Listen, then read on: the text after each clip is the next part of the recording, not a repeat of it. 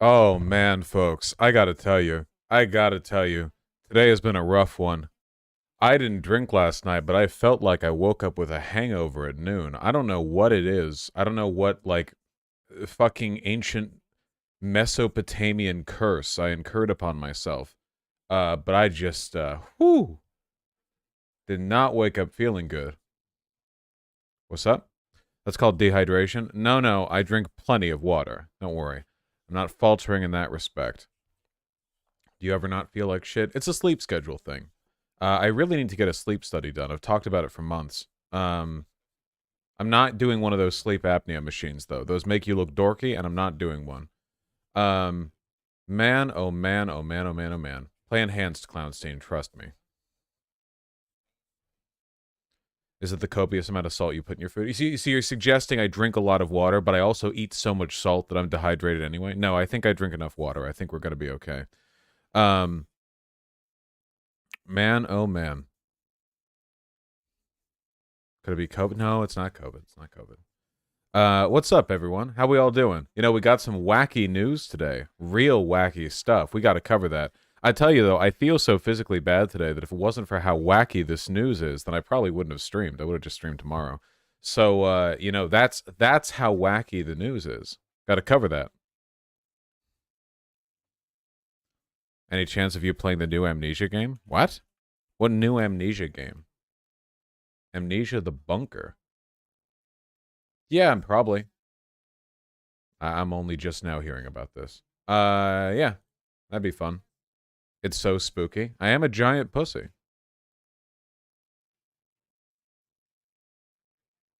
It's survival horror. It looks rad. Yeah, it's kind of weird how they made Amnesia Rebirth, and most of the game was brightly lit, and you were just being followed by like a goofy goblin in fucking Lawrence of Arabia shit. You know, it's just kind of a tonal difference from the first two. Um, so far, I only feel like the first Amnesia game was truly great. So maybe they're able to recapture the magic. What's up, everyone? We're not talking about aliens.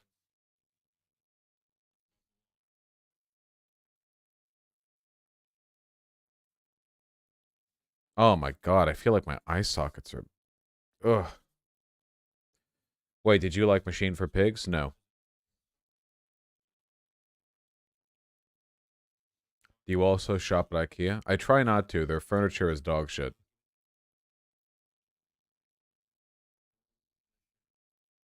My bad, I put a hex in you last night. Yeah, that's gotta be it. That Riverboat person you hosted was really nice. Riverboat Jack? Yeah, she's great, really. I popped on her stream a couple of times back when I was more sociable on Twitch. Why is chat so on UFOs this week? They're trying to distract me, and they're not going to. They're not going to succeed. Vosh, you can throw the furniture. Do not throw IKEA furniture. It'll explode. Uh, folks, I don't know about you guys. I feel like we might want to cover some of this here breaking news. You know? I feel like that might be kind of a big deal, in my personal humble opinion. What do you guys think?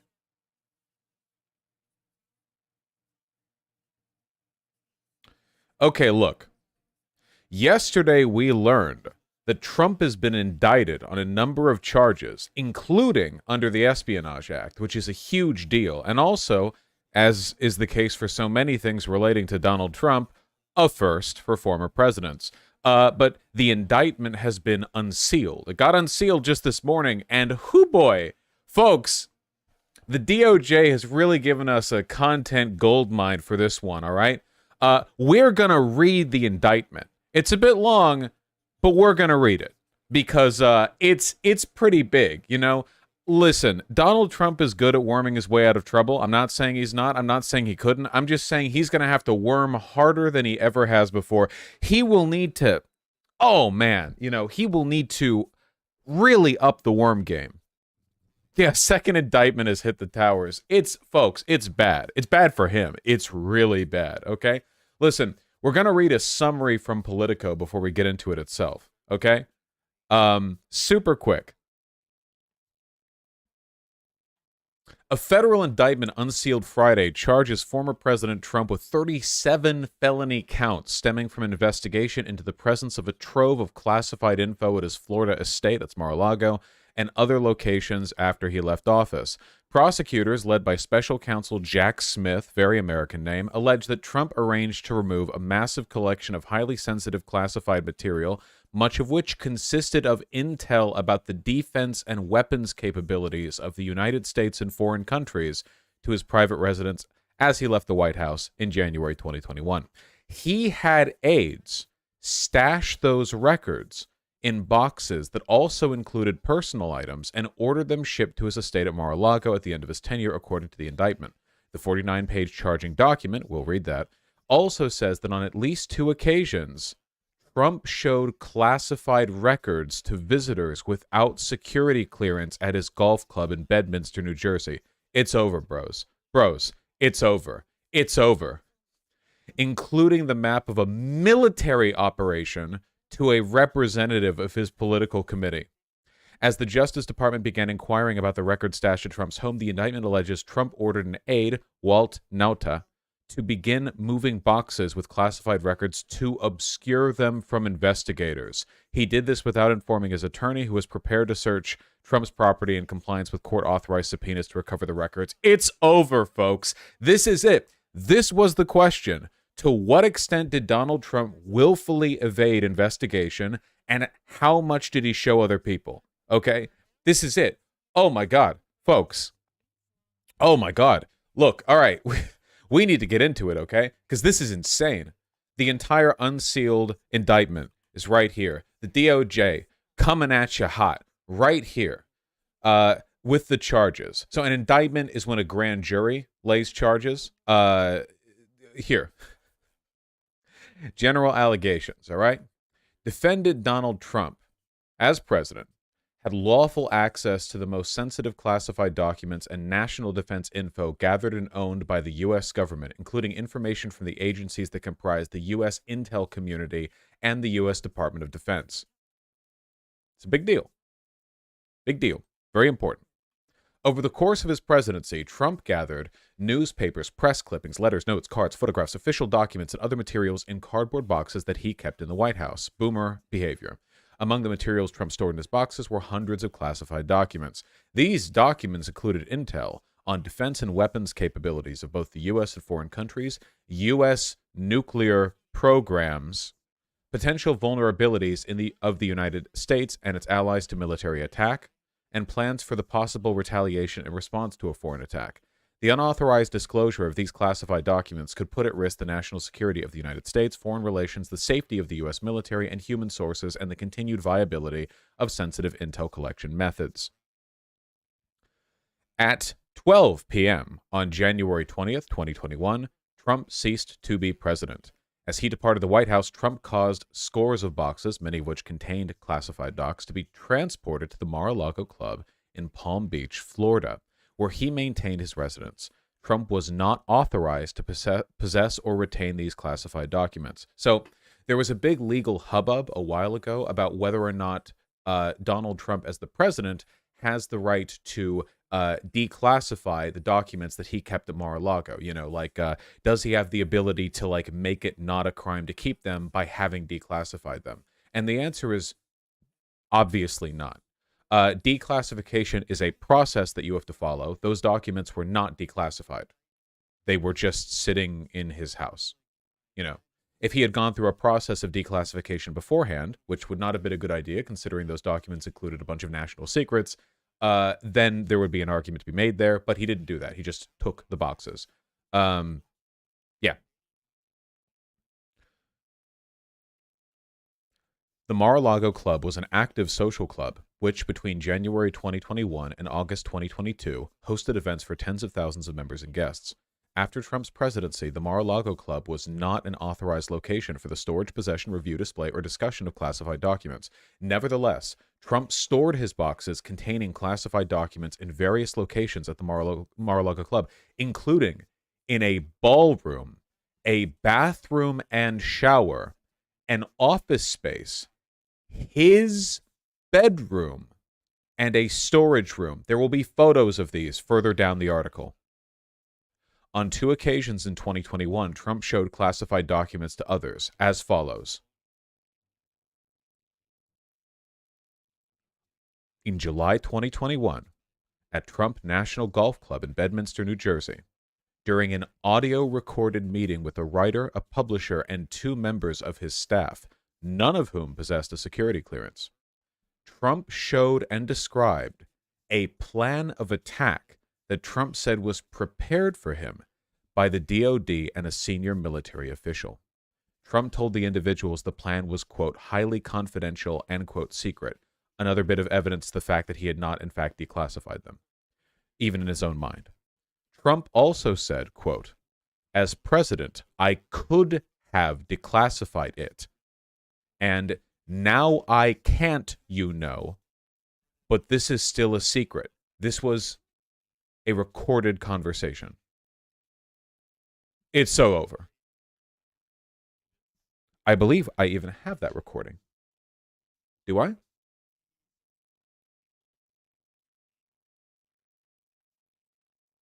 Former President Donald Trump. In the news, Trump faces secure former President Trump. The former leaving the White House. Trump allegedly heard saying, as president, I could have declassified, but now I can't. Is this not the auto recording itself? Where is it? Where's the exact recording? A search of Mar-a-Lago. I resided. I know the recording is out there. Give me the recording. And this is, I don't want to get. Yeah, there is no federal law. There's no constitutional president who last legal case brought against this case. Right? And the because yes. There's only the transcript, I believe. Okay, then the audio recording was aired during the grand jury hearings, but hasn't been made public because the trial is... Okay, sorry. I must have misread earlier then. The audio recording is confirmed to have existed because its evidence was used in part of the indictment. The DOJ has the audio, so that'll be presented in the trial, which will happen soon. In August or September 2021, at the Bedminster Club, Trump showed a representative of his PAC, his Political Action Committee, who did not possess a security clearance, a classified map related to a military operation, and told the representative he should not be showing it to the representative, and the representative should not get too close. Like it's more illegal if the representative gets too close to the classified document, like the gamma particles radiating from it, the classified gamma particles increase. Guys, remember, I called this. Remember when I said, back when the FBI initially raided Mar-a-Lago, and I said that there are 2 possibilities. Either he is paying other people, or like being paid, sorry, to look at these classified documents, or he's showing them off because he's an idiot.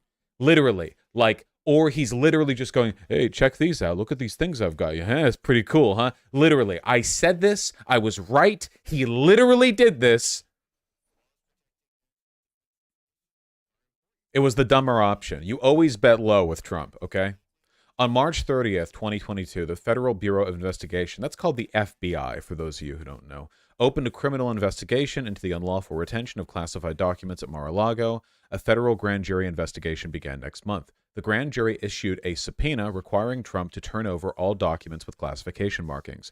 Trump endeavored to obstruct the FBI and grand jury investigations and conceal his continued retention of classified documents by, among other things, suggesting his attorney falsely represent to the FBI and grand jury that Trump did not have these documents, directing defendant Waltine Nauta to move boxes of documents to conceal them from Trump's attorney, who was trying to comply with the subpoena, suggesting his attorney hide or destroy documents called for by the subpoena, just frantically trying to flush all of these classified nuclear secrets, providing to the FBI and grand jury just some of the documents called for while claiming he was cooperating fully, causing a certification to be submitted to the FBI and grand jury falsely representing all documents called for had been produced, while knowing, in fact, that not all such documents had been produced. As a result of Trump's retention of classified documents after his presidency and refusal to return them, hundreds of classified documents were not recovered by the U.S. government until 2022, as follows.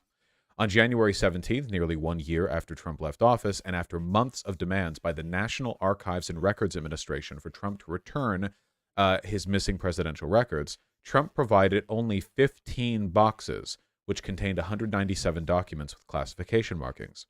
On June 3rd, in response to a grand jury subpoena demanding, them all back, Trump's attorney provided to the FBI 38 more documents with classification markings. On August 8th, pursuant to a court-authorized search warrant, the FBI recovered from Trump's office and a storage room 102 more documents with classification markings. Trump's co-conspirator, defendant Nauta, after having saved Mabase City from Meteor, was a member of the United States Navy stationed as a valet in the White House during Trump's presidency. Beginning in August 2021, Nauta became an executive assistant in the office of Donald J. Trump and served as Trump's personal aide or body man. Many such cases. Nauta reported to Trump, worked closely with Trump, and traveled with Trump. So, by the way, this Nauta person, they're getting 6 felony charges as well. They're in this too.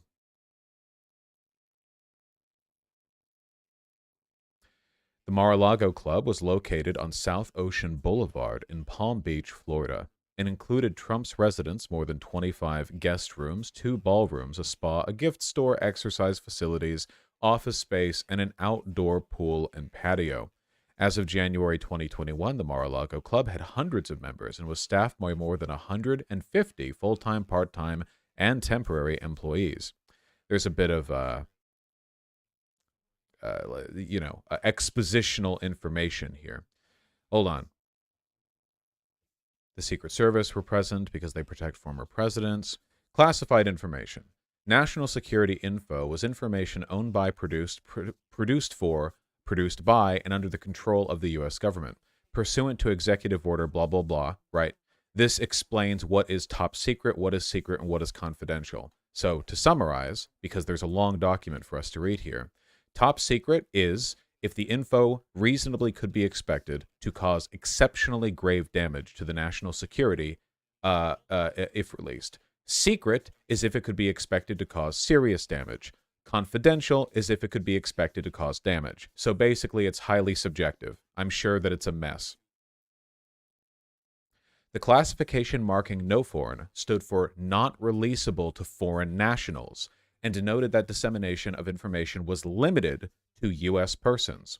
Classified information relating to intelligence sources, methods, and analytical processes were designated as sensitive compartmented information, or SCI. SCI was to be processed, used, stored, or discussed in an accredited sensitive compartmented information facility, or SCI-F, and only individuals with appropriate security clearance and additional SCI permissions were authorized to have access to such national security information. You might notice, as we discuss this, in this indictment that has been provided by a grand jury, that the severity of what is being discussed is several tiers higher than anything Donald Trump has faced before. If charges are brought against you and you're reading like what they are and why they're being delivered, and you're having the technical classifications of top secret military documents explained, national security stuff is really important, as it turns out, to the federal government. It might actually be one of the most important things to them. This is, again, really bad for Trump. Really, really bad. When the vulnerability of or threat to specific classified info was exceptional and the normal criteria for determining eligibility for access to classified info were insufficient to protect the information from authorized disclosure, the U.S. could establish Special Access Programs, or SAPs, to further protect the classified info. The number of these programs was kept to an absolute minimum and limited to programs in which the number of persons who ordinarily would have access would be reasonably small and commensurate with the objective of providing enhanced protection for the information involved. Only individuals with the appropriate security clearance and additional SAP permissions were authorized to have such national security info, which was subject to enhanced handling and storage requirements. Again, we're kind of understanding here that the antithesis to these procedures is Donald Trump having a stack of Department of Defense secrets in his shower that he casually shows to people around him as a flex. Pursuant to Executive Order 13526, Information classified at any level could be lawfully accessed only by persons determined by an appropriate U.S. government official to be eligible for access to classified information and who had signed an approved non-disclosure agreement, who received a security clearance, and who had a need to know the classified information.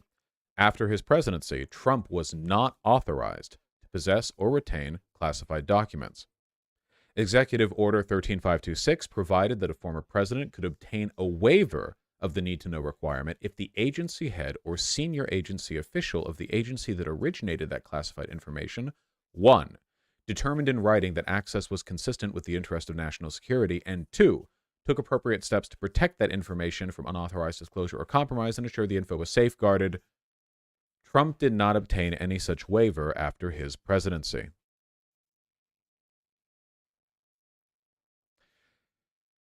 As part of his official duties as president, Trump received intel briefings from high-level U.S. government officials, including briefings from the director of the CIA, the chairman of the Joint Chiefs of Staff, senior White House officials, and a designated briefer. He regularly received a collection of classified intelligence from the U.S. Intel Committee known as the President's Daily Brief.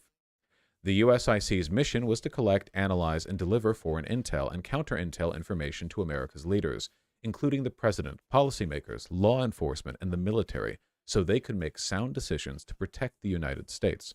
The USIC consisted of U.S. executive branch departments and agencies responsible for the conduct of foreign relations and the protection of national security. After his presidency, Trump retained classified documents originated by or implicating the equities of multiple USIC members and other executive branch departments and agencies, including the following: the Central Intelligence Agency, the Department of Defense, the National Security Agency, the National Geospatial Intelligence Agency, the National Reconnaissance Office, the Department of Energy, the Department of State and Bureau of Intelligence and Research. So this is just a whole list of deep state boogeymen who now have to contend with the fact that their highly secret documents were shower stuffing for the biggest, wettest boy to ever fill the seat of the presidency. Yes, it should be noted the Department of Energy has control over nuclear development, by the way. Just because that one's not necessarily intuitive. Responsible for maintaining a safe, secure, and effective nuclear deterrent to protect national security, including ensuring the effectiveness of the U.S. nuclear weapons stockpile without nuclear explosive testing, which we can't do anymore. Trump's public statements on classified information. As a candidate for President of the United States, Trump made the following public statements, among others, about classified information. On August 18, 2016, Trump stated, "In my administration, I'm going to enforce all laws concerning the protection of classified information. No one will be above the law." I love that they put this in. It's so sassy. On September 6, 2016, he said, "We also need to fight this battle by collecting intelligence and then protecting our classified secrets. We can't have someone in the Oval Office who doesn't understand the meaning of the word confidential or classified." This is why I'm a MAGA communist, you see. I'm just following through on Trump's promises here. On September 7th, he said, "One of the first things we must do is enforce all classification rules and to enforce all laws relating to the handling of classified information." On the 19th, he said, "We also need the best protection of classified information." On the 3rd of November, he said, "Service members here in North Carolina have risked their lives to acquire classified intel to protect our country." As President of the United States, on July 26, 2018, Trump issued the following statement about classified info. I say this now understanding that my Trump voice is terrible. "As the head of the executive branch and commander-in-chief, I have a unique constitutional responsibility to protect the nation's classified information, including by controlling access to it. More broadly, the issue of security clearance raises larger questions about the practice of former officials maintaining access to our nation's most sensitive secrets, long after their time in government has ended. So, such access is particularly inappropriate when former officials have transitioned into highly partisan positions and seek to use real or perceived access to sensitive info to validate their political attacks. Any access granted to our nation's secrets should be in furtherance of national, not personal interests. It's terrible, I know, but he did say that. Thank God we're free. In January 2021, as he was preparing to leave the White House, Trump and his White House staff, including Nauta, having just saved Mabase from the Pirate King, packed items, including some of Trump's boxes. We know what was in those. Some of Trump's boxes were stored in the Mar-a-Lago Club's white and gold ballroom, in which events and gatherings took place. This is a extremely copy-burned photo of boxes and boxes, thank you for the color photos, that are stacked in the ballroom of Mar-a-Lago, containing, again, classified intelligence from the CIA, the Department of Defense, the Department of Energy's nuclear secrets. There. I can preempt some of the other photos we're going to see burned copy images of. Here's them stacked in a bathroom, under a chandelier, next to the toilet.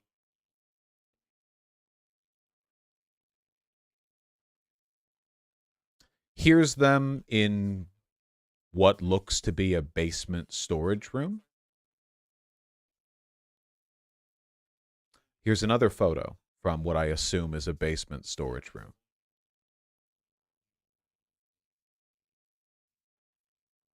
Why is there a chandelier in the toilet? It is Mar-a-Lago.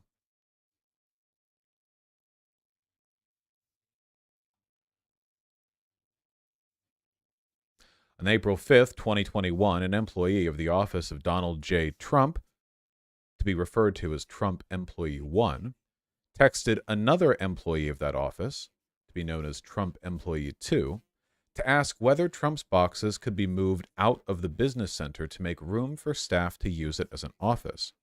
Trump Employee 2 replied, "Whoa! Okay, so POTUS specifically asked Walt for those boxes to be in the business center because they're his papers." End quote. Later that day, Trump Employee 1 and 2 exchanged the following text messages. Trump Employee 2 says, "We can definitely make it work if we move his papers into the lake room." Trump Employee 1 says, "There's still a little room in the shower where his other stuff is." Is it only his papers he cares about? There's some other stuff in there that are not papers. Could that go to storage? Or does he want everything in there on property? Trump Employee 2 says, yes, anything that's not the beautiful mined paper boxes can definitely go to storage. Want to take a look at the space and start moving tomorrow a.m.? I know as much as you do. After the text exchange between Trump Employees 1 and 2 in April 2021, some of Trump's boxes were moved from the business center to a bathroom and shower in the Mar-a-Lago lake room, as depicted in this photo below. We, of course, saw a non-copier burned version of this photo, though I think it looks a lot better copier burned, to be honest with you. Looks fitting. Here we can see all the mined paper kept in the bathroom. In May 2021, Trump directed that a storage room on the ground floor of the Mar-a-Lago Club, aka the storage room, to be cleaned out so it could be used to store his boxes. Oh yeah, it's Obra Dinn. This is you're sent in by an insurance investigator to find out how many nuclear secrets the former president leaked.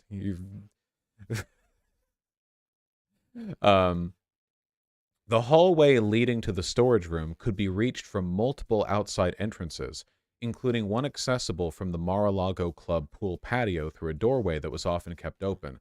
That's right, folks.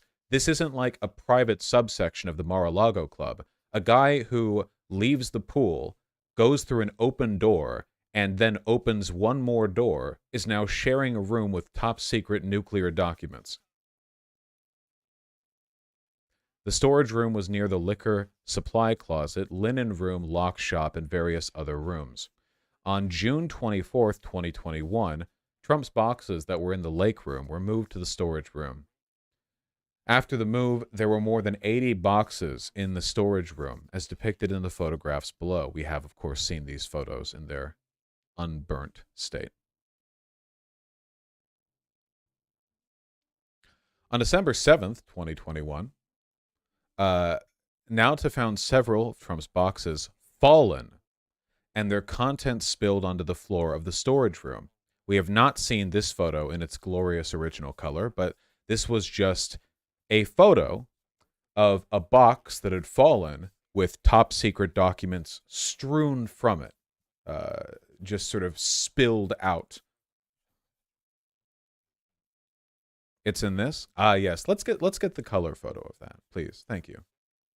We don't want to miss anything. Here we go. So, top secret documents. Remember, random doodads from around the office, newspapers, clippings.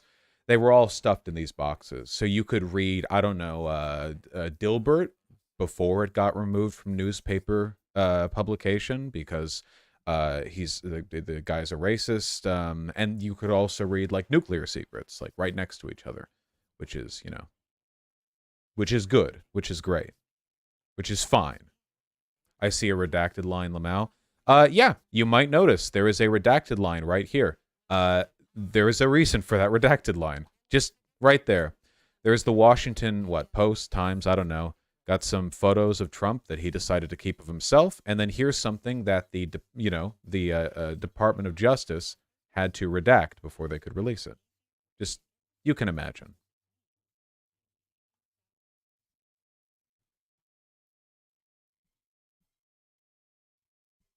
Including a document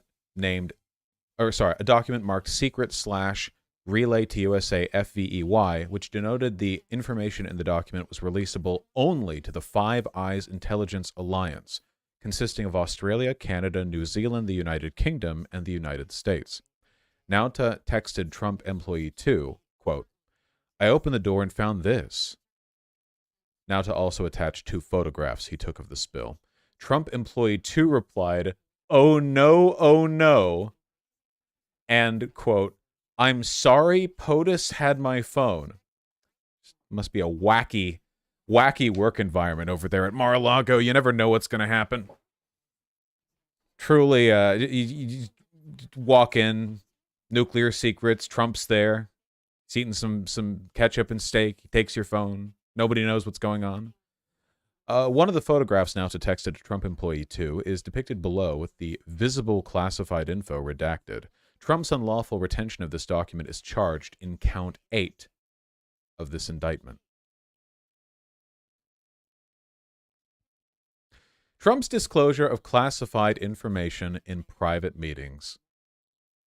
We're nowhere near done. In May 2021, Trump caused some of his boxes to be brought to his summer residence at the Bedminster Club. Like the Mar-a-Lago Club after Trump's presidency, the Bedminster Club was not an authorized location for the storage, possession, review, display, or discussion of classified documents. On July 21, 2021, when he was no longer president, Trump gave an interview in his office at the Bedminster Club to a writer and a publisher in connection with a then forthcoming book. 2 members of Trump's staff also attended the interview, which was recorded with Trump's knowledge and consent. So to be clear, this wasn't like a probe or an investigation or anything like that. This wasn't a wiretap. He knew. Before the interview, the media had published reports that at the end of Trump's term as president, a senior military official purportedly feared Trump might order an attack on Country A, and that the senior military official advised Trump against doing so. Upon greeting the writer, publisher, it's almost certainly Iran, by the way. That is Country A. It's almost certain to be Iran. Upon greeting the writer, publisher, and his 2 staff members, Trump stated, "Look what I just found. This was the senior military official's plan of attack. Read it and just show. It's interesting. Later in the interview, Trump engaged in the following exchange. Do I have to? Fuck. God damn it. Well, with the senior military official, let me see that. I'll show you an example. He said that I wanted to attack country A. Isn't it amazing? I have a big pile of papers. This thing just came up. Look, this was him. They presented me this. This is off the record, but they presented me this. This was him. This was the Defense Department and him. Wow. We looked at some. This was him. This wasn't done by me. This was him. All sorts of stuff. Pages long. Look. Wait a minute. Let's see here. Yeah. I just found, isn't that amazing? This totally wins my case, you know? Except it's like highly confidential. Yeah. Haha. Secret. This is secret information. Look at this. You attacking. By the way, isn't this incredible? Yeah. I was just thinking, because we were talking about it, and you know, he said he wanted to attack country A, and what? You did. This was done by the military and given to me. I think we can probably, right? I don't know. We'll have to see. Yeah, we'll have to try to declassify it to figure out it. Yeah. See, as president, I could have declassified it. Yeah. Now I can't, you know, but this is still a secret. Yeah. Now we have a problem. Isn't that interesting?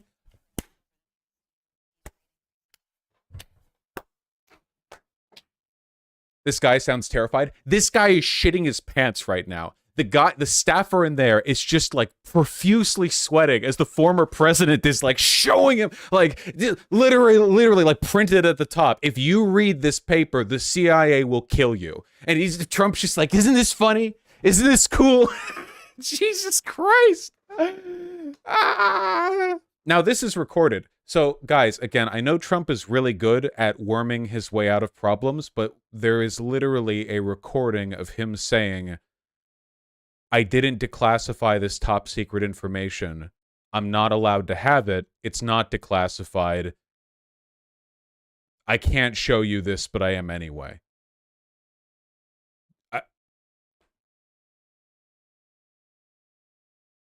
We'll probably hear the audio come out when the trial happens.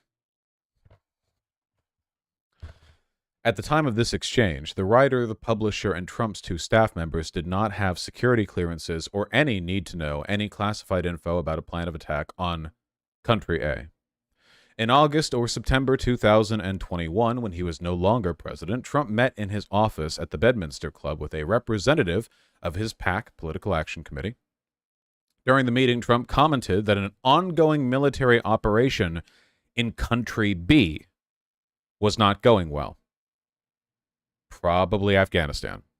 Trump showed PAC representative a classified map of Country B and told the PAC representative that he should not be showing the map to the PAC representative and to not get too close. The PAC representative did not have a security clearance or any need to know classified information about the military operation. On February 16th, 2017, 4 years before Trump's disclosure of classified info set forth above, Trump said at a press conference, the first thing I thought when I heard about this is, how does the press get this information that's classified? How do they do it? You know why? Because it's an illegal process, and the press should be ashamed of themselves. But more importantly, the people that gave out the information to the press should be ashamed of themselves. Really ashamed? Trump's production of 15 cardboard boxes to the National Archives and Records Administration. Beginning in May 2021, the National Archives and Records Administration, or NARA, which was responsible for archiving presidential records, repeatedly demanded Trump turn over presidential records he had kept after his presidency. On multiple occasions, beginning in June, NARA warned Trump through his representatives that if he did not comply, it would refer the matter of the missing records to the Department of Justice. Between November 2021 and January 2022, Nauta and Trump Employee 2, at Trump's direction, brought boxes from the storage room to Trump's residence for Trump to review. On November 12, 2021, Trump employee 2 provided Trump a photograph of his boxes in the storage room by taping it to one of the boxes Trump employee 2 had placed in Trump's residence. Trump employee 2 provided Trump the photograph so Trump could see how many of his boxes were stored in the storage room. Hello. The photograph shown below depicted a wall of the storage room against which dozens of Trump's boxes were stacked. On November 17, 2021, Nauta texted Trump employee 2 about the photograph Trump employee 2 had provided to Trump, saying, "He mentioned about a picture of the boxes. He wants me to see it?" What? Trump employee 2 replied, "Calling you shortly." On November 25, 2021, Trump employee 2 texted Nauta about Trump's review of the contents of the boxes, asking, "Has he mentioned boxes to you? I delivered some, but I think he may need more. Could you ask if he'd like more in the Pine Hall?" Pine Hall was an entry room in Trump's residence. Nauta replied in 3 successive text messages. "Nothing about boxes yet. He has one he's working on in Pine Hall. Knocked out 2 boxes yesterday." On November 29, 2021, Trump employee 2 texted Nauta asking, "Next you are on property, no rush. Could you help me bring 4 more boxes up?" Nauta replied, "Yes, of course." On December 29, 2021, Trump employee 2 texted a Trump representative who was in contact with NARA. "Box answer will be wrenched out of him today, promise." The next day, Trump representative 1 replied in 2 successive text messages. "Hey, just checking on boxes. Would love to have a number to them today." Trump employee 2 spoke to Trump and then responded a few hours later in 2 successive text messages. 12 is his number. On January 13th, 2022, Nauta texted Trump employee 2 about Trump's, quote, tracking of boxes, stating, quote, "He's tracking the boxes, more to follow today on whether he wants to go through more today or tomorrow." Trump employee 2 said, "Thank you." On January 15th, Nauta sent Trump employee 2 4 successive text messages. One thing he asked was for new covers for the boxes for Monday morning. "Can we get new box covers before giving these to them on Monday? They have too much writing on them. I marked too much." Trump employee 2 replied, "Yes, I will get that." On January 17th, Trump employee 2 and Nauta gathered 15 boxes from Trump's residence, loaded the boxes into Nauta's car, and took them to a commercial truck for delivery to NARA. When interviewed by the FBI in May 2022 regarding the location and movement of boxes before the production to NARA, Nauta made false and misleading statements as set forth in Count 38 of this indictment, including falsely stating that he was not aware of Trump's boxes being brought to Trump's residence for his review before Trump provided 15 boxes to NARA in January 2022. Falsely stating he did not know how the boxes that he and Trump employee 2 brought from Trump's residence to the commercial truck for delivery to NARA had gotten to the residence, and when asked whether he knew where Trump's boxes had been stored before they were in Trump's residence, and whether they had been in a secure or locked location, Nauta falsely responded, I wish I could tell you. I don't know. I honestly don't know." When the 15 boxes Trump had provided reached NARA in January 2022, NARA reviewed the contents and determined 14 of the boxes contained documents with classification markings. Specifically, as the FBI later determined, the boxes contained 197 documents with classification markings, of which 98 were marked secret, 30 were marked top secret, and the remainder were marked confidential. Some of the documents had PSI and SAP markings as well. On February 9th, 2022, NARA referred the discovery of classified documents in Trump's boxes to the Department of Justice for investigation. On March 30th, the FBI opened a criminal investigation. On April 26th, a federal grand jury opened an investigation. That's a rather perfunctory segment right there. Little oops. The defendant's concealment of boxes. On May 11, 2022, the grand jury issued a subpoena to the office of Donald Trump requiring the production of all documents with classification markings in the possession, custody, or control of Trump or the office of Donald J. Trump. Two attorneys representing Trump, Trump attorneys 1 and 2, of course, informed Trump of the May 11th subpoena, and he authorized Trump attorney 1 to accept service. We're skipping out of order a little bit, but I think you would both find it, or you would all find it very funny to know that following the unsealing of the indictment against Donald Trump, 2 of his lawyers immediately quit.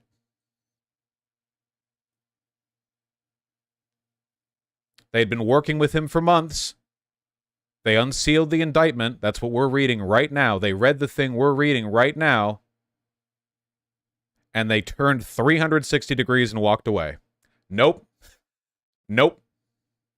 The attorneys, Jim Trusty and John Raleigh, did not explain in detail why they'd resigned, other than to say, quote, "This is a logical moment to do so." The joke is 360. It's an old 4chan meme. The joke is Xbox 360. You turn 360 degrees around. They call it the Xbox 360 because you turn 360 degrees around and you walk away. And it's a joke and it's a green text. And you're all Zoomers and you're younger than me and you all need to grow facial hair. Anyway, yeah, a logical moment for them to leave. So would they have known about all of this, Vosh, and just left because it got discovered? No. In the indictment, they talk about how Trump was concealing information even from his own attorneys. In all likelihood, these attorneys were only being kept on retainer or to like broadly defend Trump against future charges or indictments. And now that they see what he's actually like, what's actually leveled against him, they're like, nope, nope, nope, nope, nope, nope, nope. And they're leaving. Very funny. Instead, he's going to be represented by Todd Blanche, a New York lawyer who's also representing him in the Stormy Daniels case, which you might remember was the one where Donald Trump was shown a photo of sorry, not the Stormy Daniels case. I was thinking of the one where he sexually assaulted that woman back in the 80s. Basically, you have to be a Trump loyalist to stick with him right now.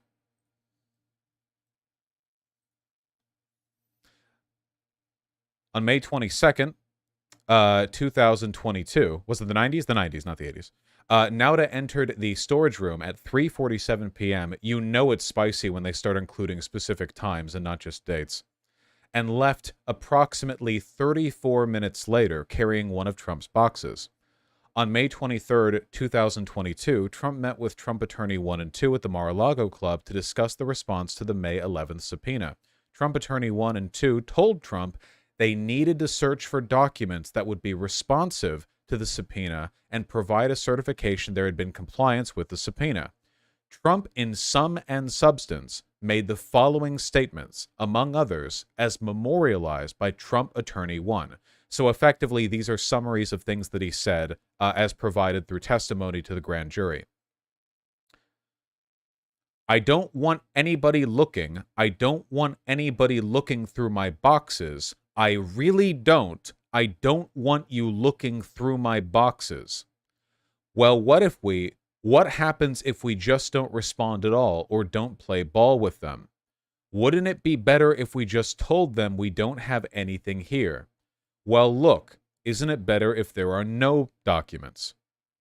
When meeting with attorney 1 and 2 on May 23rd, Trump, in sum and substance, told the following story, as memorialized by Trump attorney 1.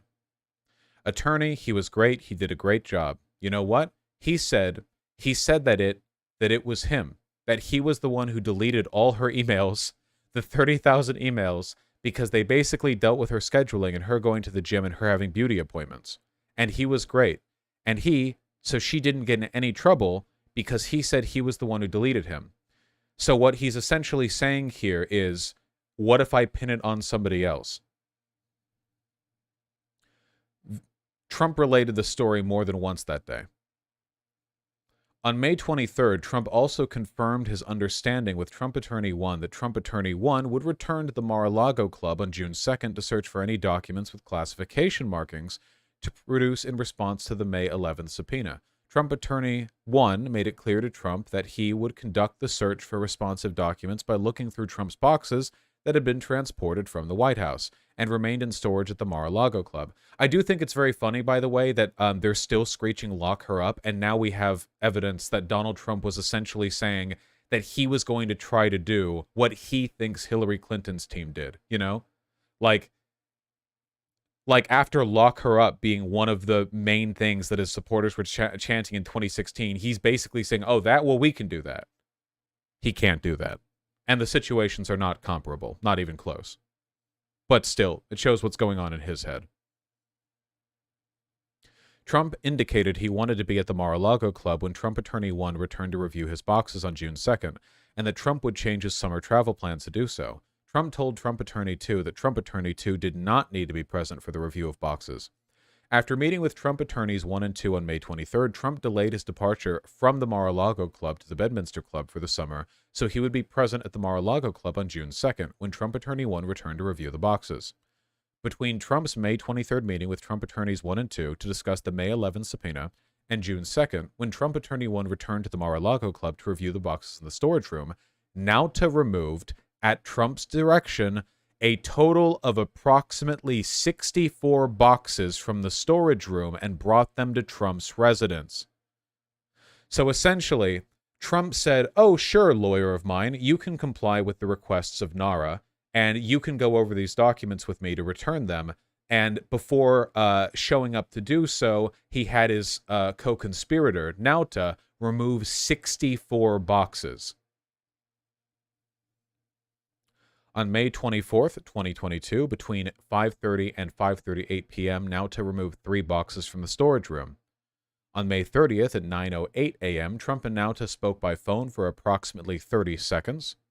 Between 10:02 a.m. and 11:51 a.m., Nauta removed a total of approximately 50 boxes from the storage room.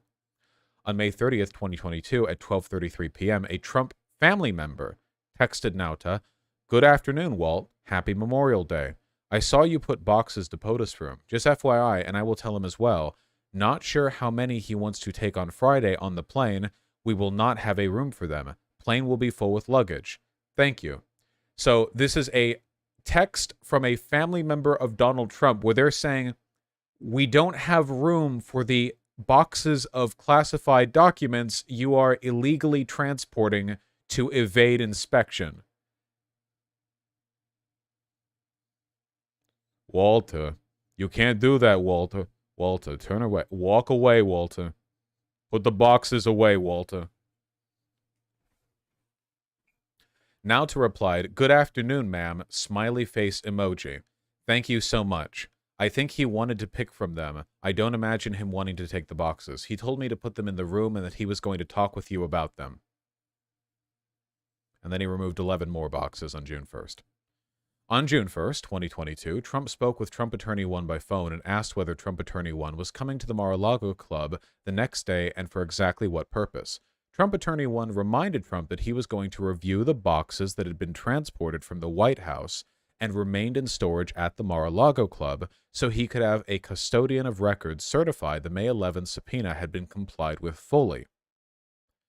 On June 2nd, 2022, the day that Trump Attorney 1 was scheduled to review Trump's boxes in the storage room, Trump spoke with Nauta at 9:29 a.m. for approximately 24 seconds. Speculation from my end of things here, Trump was confirming with Nauta that all of the boxes had been removed, the ones that he didn't want NARA to get back. 24 seconds. He call, are they all gone? Yep, okay, close. I can't imagine that conversation being about anything else. Later that day, between 12:33 and 12:52, Nauta and an employee of the Mar-a-Lago Club moved approximately 30 boxes from Trump's residence to the storage room. In sum, between May 23rd and June 2nd, before Trump Attorney 1's review of Trump's boxes, Nauta had moved approximately 64 boxes from the storage room to Trump's residence and brought to the storage room only approximately 30 boxes. Again, speculation. This makes it extremely clear the reason for this shuffle is because there were specific classified documents that Donald Trump did not want returned to NARA. That's why these boxes were being looked through, why he was insistent on hiding them from his attorney so that he would not comply with the subpoena, lying with the to the investigators. Neither Trump nor Nauta informed Trump Attorney 1 of this information. On the afternoon of June 2nd, as Trump had been informed, Trump Attorney 1 arrived at the Mar-a-Lago Club to review those boxes to look for documents with classification markings. Trump met with him to conduct the review. Nauta escorted Trump Attorney 1 to the storage room. Between 3:53 and 6:23 p.m., Trump Attorney 1 reviewed the contents of Trump's boxes in the storage room. Trump Attorney 1 located 38 documents with classification markings inside the boxes, which Trump Attorney 1 removed and placed in a red-weld folder. Trump Attorney 1 contacted Nauta and asked him to bring clear duct tape to the storage room, which Nauta did. Trump Attorney 1 used the clear duct tape to seal the red-weld folder with the documents with classification markings inside. After Trump Attorney 1 finished sealing the red-weld folder containing the documents with classified markings, Nauta took Trump Attorney 1 to a dining room to meet with Trump. After Trump Attorney 1 confirmed he was finished with his search in the storage room, Trump asked, "Did you find anything? Is it bad? Good?" The wettest brain. Trump and Trump Attorney 1 then discussed what to do with the red-weld folder containing documents with classification markings and whether Trump Attorney 1 should bring them to his hotel room, and put them in a safe there. During that conversation, Trump made a plucking motion, as memorialized by Trump Attorney 1. He made a funny motion as though, well, okay, why don't you take them with you to your hotel room? And if there's anything really bad in there, like, pluck it out. And that was the motion he made. He didn't say that. That evening, Trump Attorney 1 contacted the DOJ and requested an FBI agent meet him at the Mar-a-Lago Club the next day, June 3rd, so he could turn over the documents responsive to the May 11 subpoena. Also that evening, Trump Attorney 1 contacted another Trump Attorney 3, and asked her if she would come to the Mar-a-Lago Club the next morning to act as a custodian of records and sign a certification regarding the search for documents with the classification markings. Trump Attorney 3, who had no role in the review of Trump's boxes in the storage room, agreed. The next day, on June 3rd, 2022, at Trump Attorney 1's request, Trump Attorney 3 signed a certification as the custodian of records for the office of Donald J. Trump and took it to the Mar-a-Lago Club to provide it to the DOJ and the FBI. In the certification, Trump Attorney 3, who performed no search of Trump's boxes and had not reviewed the subpoena and had not reviewed the contents of the red-weld folder, stated, among other things, that based on the information that had been provided to her, a diligent search was conducted of the boxes that were moved from the White House to Florida. The search was conducted after receipt of the subpoena in order to locate any and all documents responsive thereof, and any of all responsive documents accompany the certification. Remember what Trump said earlier? If you get another person to do it, somebody who, isn't me, then you do what Hillary did, and you're not in trouble. They got a third attorney who was not aware of the level of corruption going on in this entire scenario and said, "Oh, it's fine. Yeah, you can be the custodian of records. You can be the person who signs off on the authenticity of this. Oh, you didn't review any of this. You didn't look at the box. It's fine. It's fine. This is a big moment for your career. You get to be a custodian of records for the office of Donald J. Trump, a former president. That's a big deal. Hey, come on. It's fine. We just need a guy to sign this. Come on." Right. Custodian of records. So you certify that everything's here. You specifically, you? Okay. Incredible.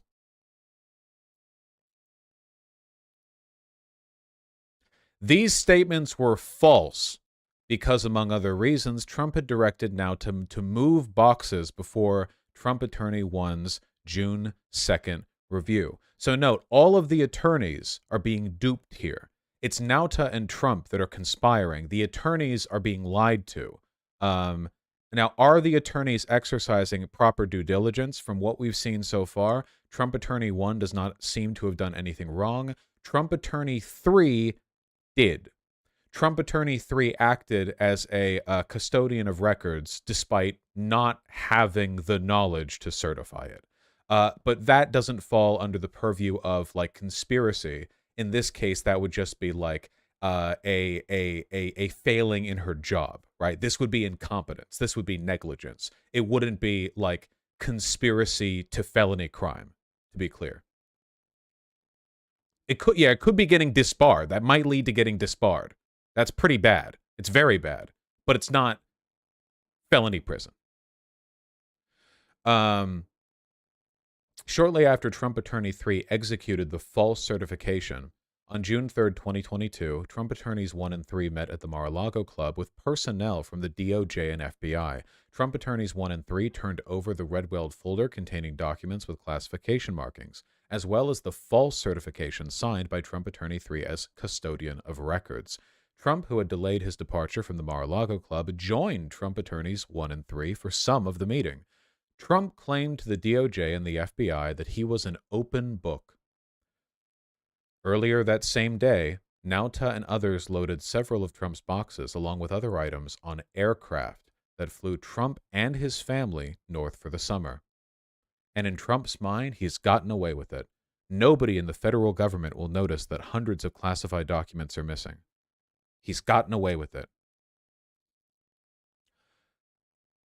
The court-authorized search of the Mar-a-Lago Club. In July 2022, the FBI and grand jury obtained and reviewed surveillance video from the Mar-a-Lago Club showing the movement of boxes set forth above. In case you were wondering how bad the evidence is here, all of this has video evidence to it. None of this is not conjecture. All those box movements, all those phone records.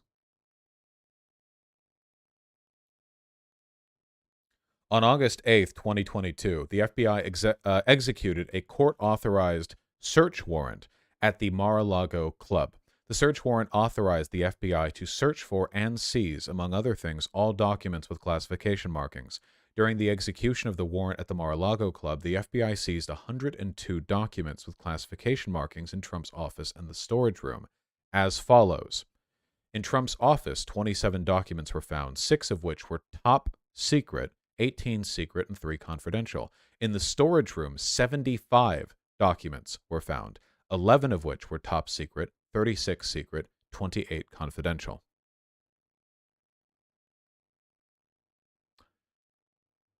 And now we get to the counts. Counts 1 through 31. The willful retention of national defense information under 18 U.S.C. Code 793, also known as, Chad, I know you know. You know I know you know. The Espionage Act. Let's go. The general allegations of this indictment are re-alleged and fully incorporated here by reference. On or about the date set forth in the table below in Palm Beach County in the Southern District of Florida and elsewhere, the defendant, Donald J. Trump, having unauthorized possession of, access to, and control over documents relating to the national defense, did willfully retain the documents and fail to deliver them to the officer and employee of the U.S. entitled to receive them. That is, Trump, without authorization, retained at the Mar-a-Lago Club documents relating to the national defense, including the following. Document dated May 3rd, 2018, concerning White House intel briefing related to various foreign countries. Another from May 9th. Undated document concerning military capabilities of a foreign country and the United States with handwritten annotation in black marker. Handwritten annotation on a top secret document. This was, that one's important. Document dated May 6th concerning White House intel briefing related to foreign country, including military activities and planning of foreign countries. Document dated June 2020 concerning nuclear capabilities of a foreign country. Document dated June 4th, 2020 concerning White House intel briefing related to various foreign countries. Document dated October 21st, 2018 concerning communication with a leader of a foreign country. Document dated October 4th, 2019 concerning military capabilities of a foreign country. Undated document concerning military attacks by a foreign country. Also top secret. Or informal title, top secret, redacted, Orcon, no foreign FISA. If any civilian was caught swinging this thing around willfully, oh my God.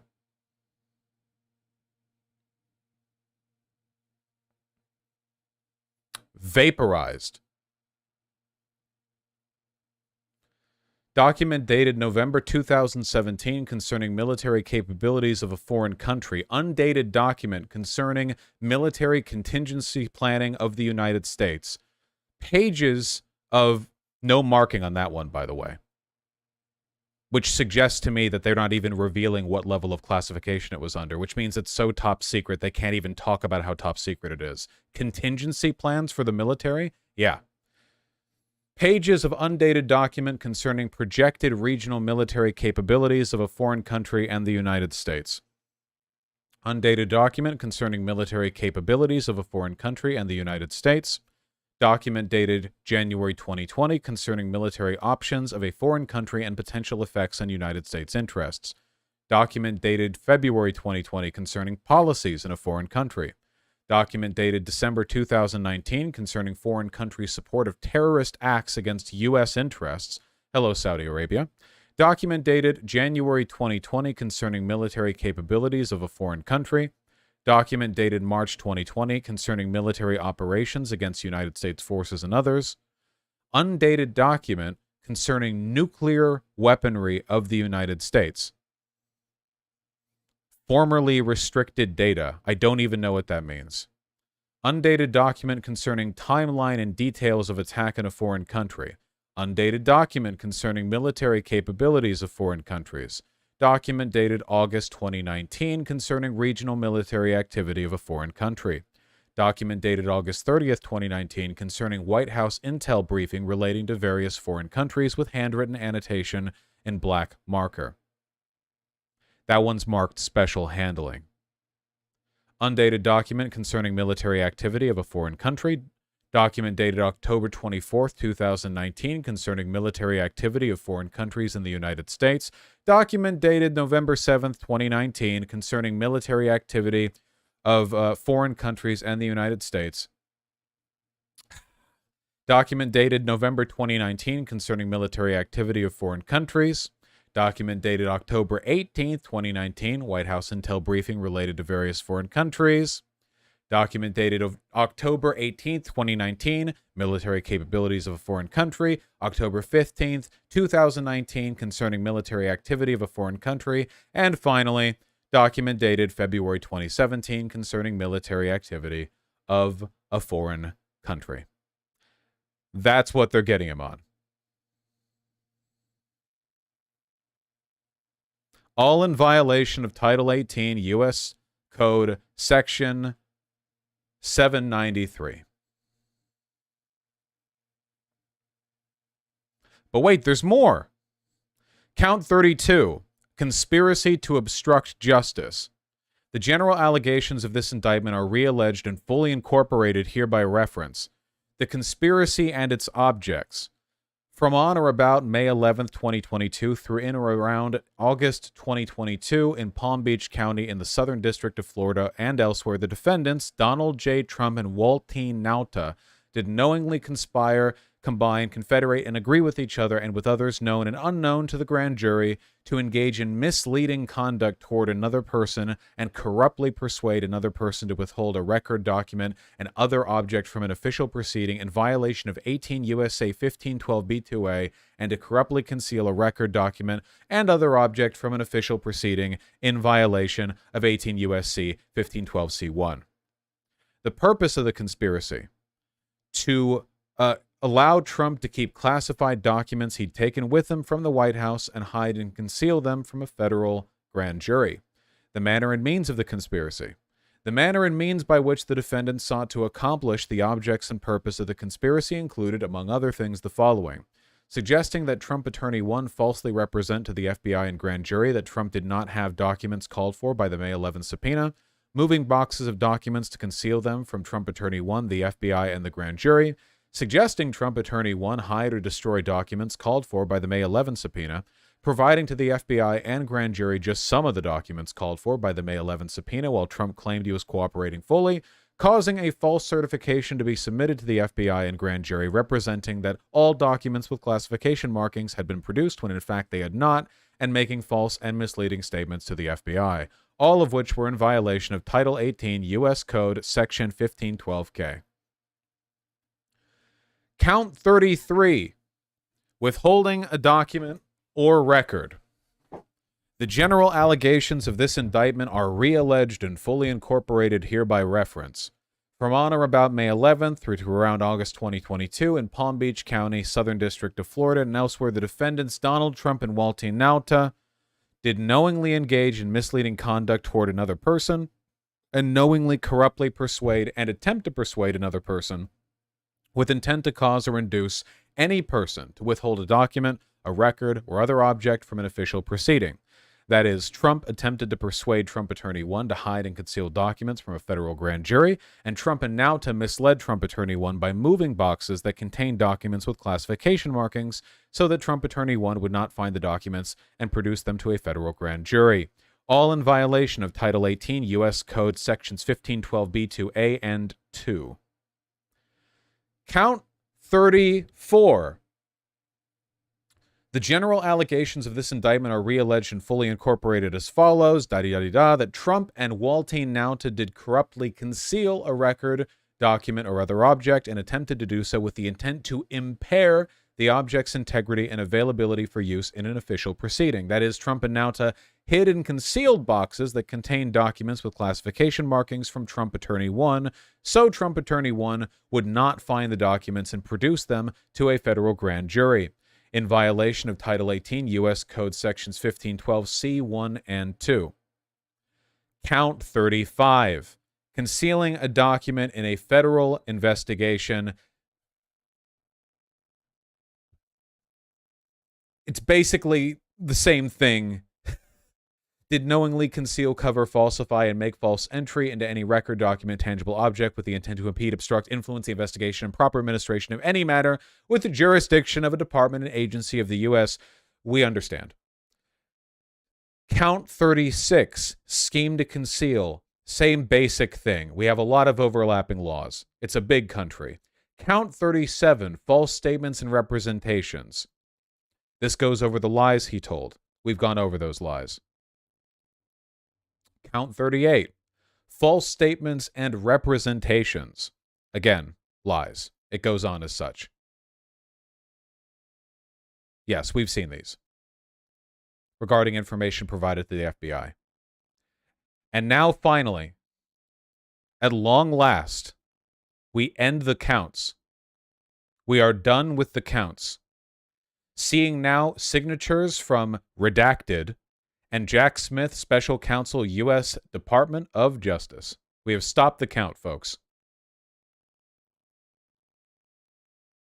And the rest of it is just the standard bureaucratic stuff, which, you know what, is actually going to be very interesting for us to read because there's a little bit of info here that I want you to take a look at, okay? So, this is all stuff filed in the indictment by the grand jury. I do hereby certify that I have carefully considered these allegations of the indictment. Right, sure. I'm aware the info supplied in the statement will rely upon the judges of the court and set of their calendars. Interpreter, yes, no. This case will take 21 days for the parties to try. They expect the trial to take less than a month.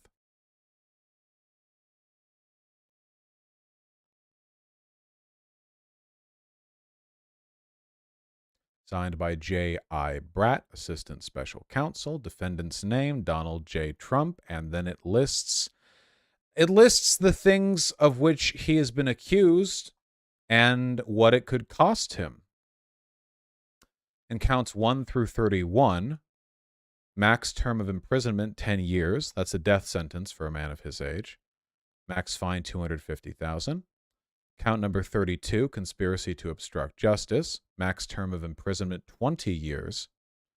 Max fine, $250,000. Max term of imprisonment, 20 years, 20 years, 20 years, 5 years, 5 years. If he gets convicted on all of these, if he gets the max sentence for all of them, he could have a couple hundred years in prison.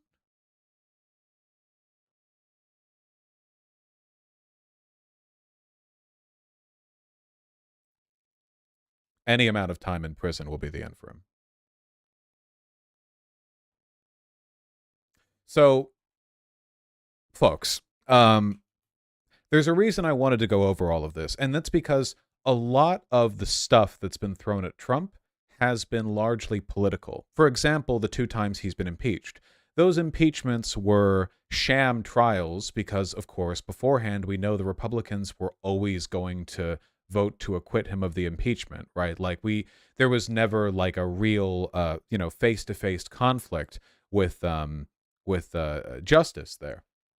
It wasn't a fair impeachment in that sense. And Trump's had legal troubles for ages, but oftentimes legal trouble is the kind of thing that you can delay, you can litigate, you can push down the road. Not this one.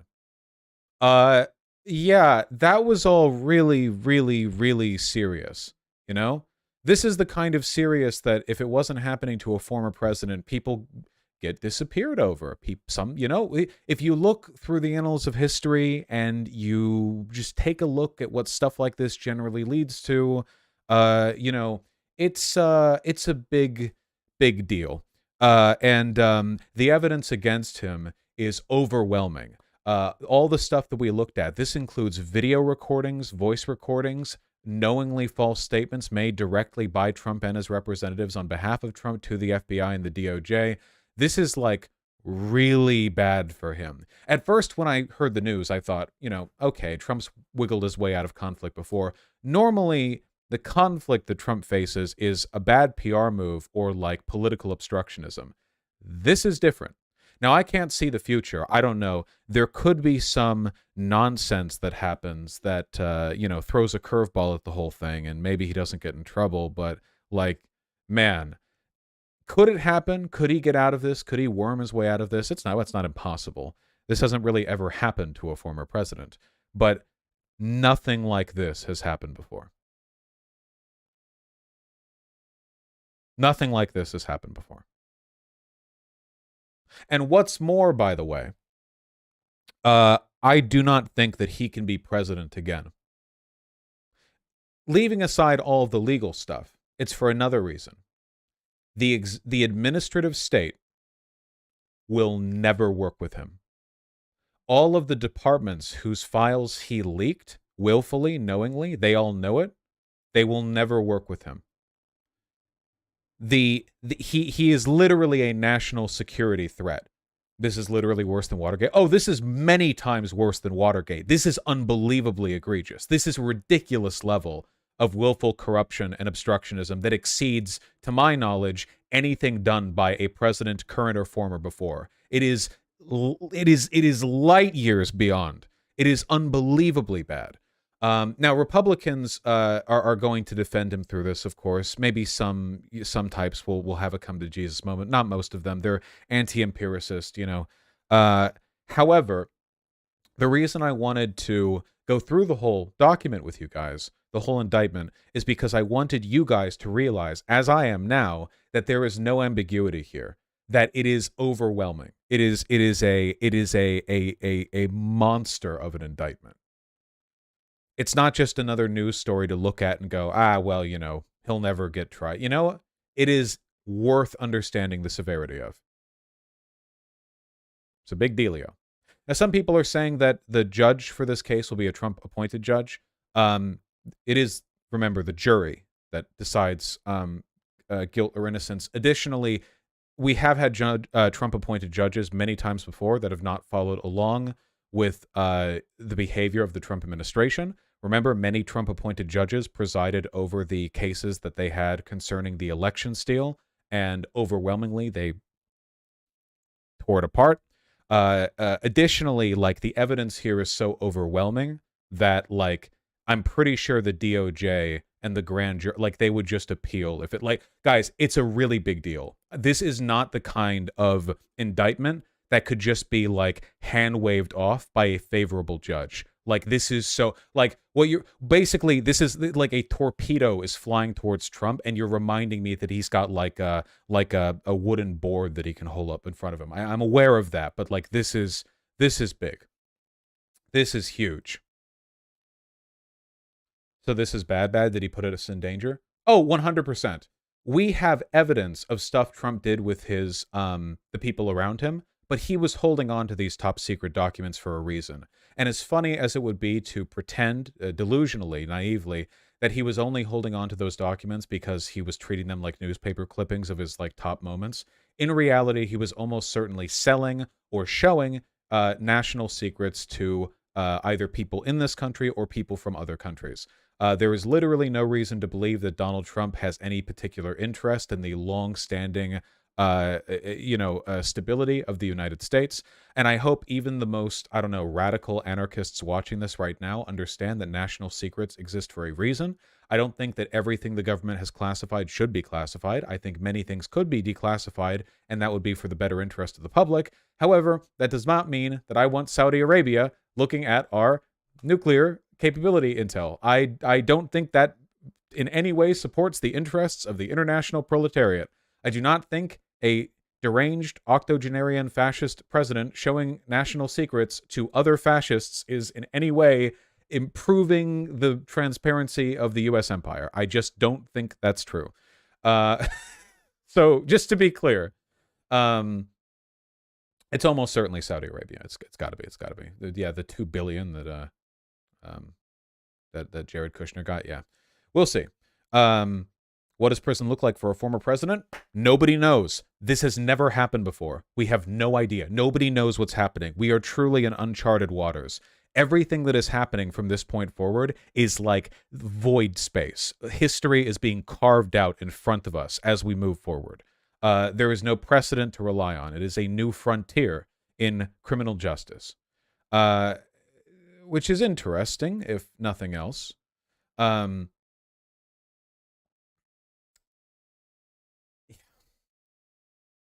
Can he still run in prison if he's convicted as a felon?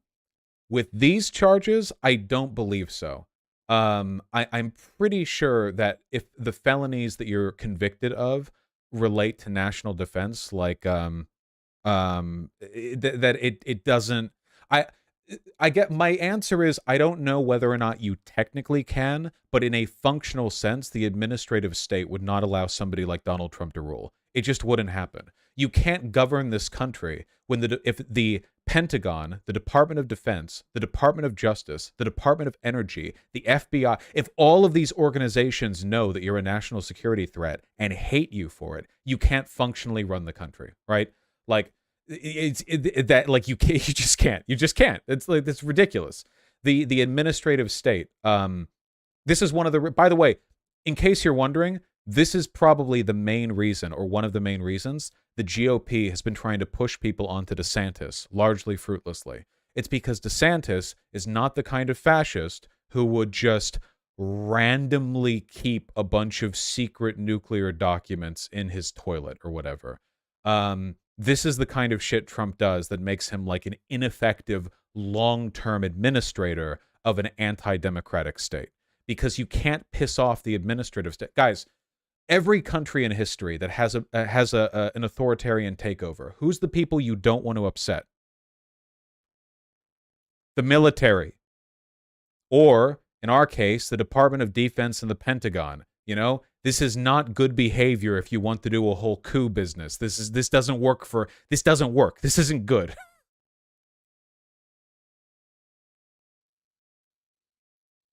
Is there any chance Trump still gets away with it? I mean, nothing's impossible, but like, holy shit, this is insane.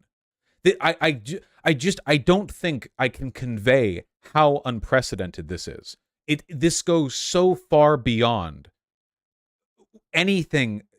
It's unbelievable. I'm at a loss. Is there anyone else? Can I get somebody? Legal Eagle must have tweeted about this. I need somebody who you know law. Tell me, verify. He did. I was thinking about him too. Has he explained? Okay, he's making jokes about the bad decor in here. All right. I don't know, seems bad. This was not exactly the information I was looking for. I feel like without a law degree, I arrived at this conclusion independently.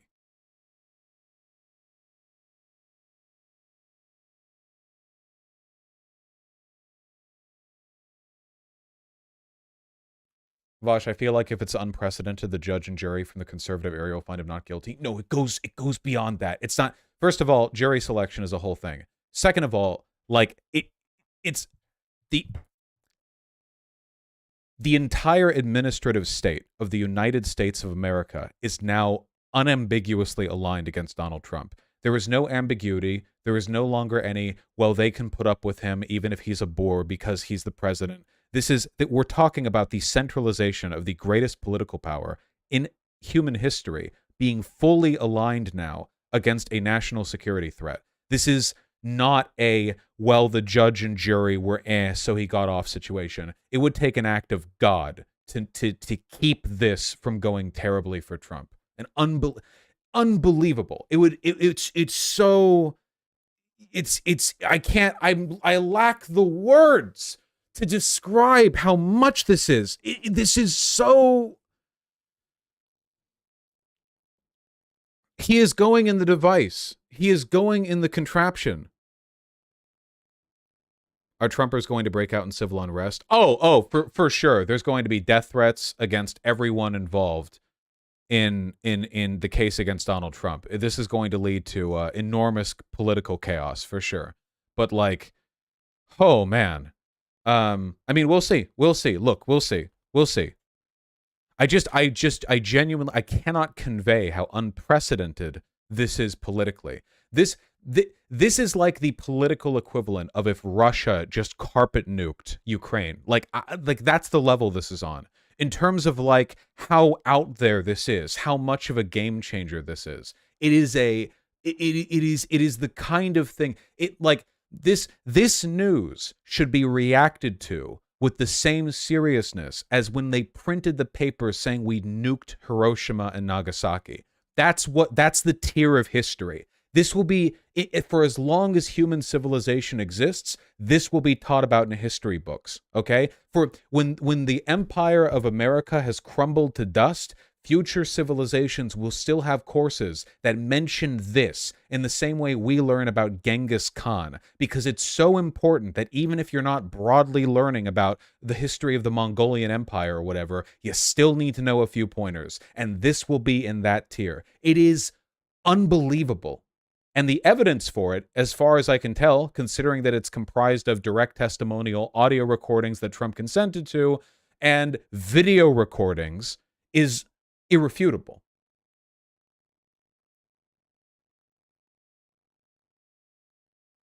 There's already been a threat of civil war from a member of Congress. Oh, yeah, Andy Biggs, that's right. Yeah, of course. A lot of them, there will be a split in the GOP, I think, from people who like ride or die with Trump through all of this, and ones who try to like push past it. And I'm going to be very interested in seeing how that goes. Happy Cake Day, Sake.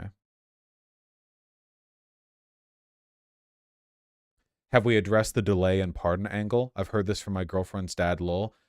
Can't delay. You can only delay so much here. Delaying's not the delay.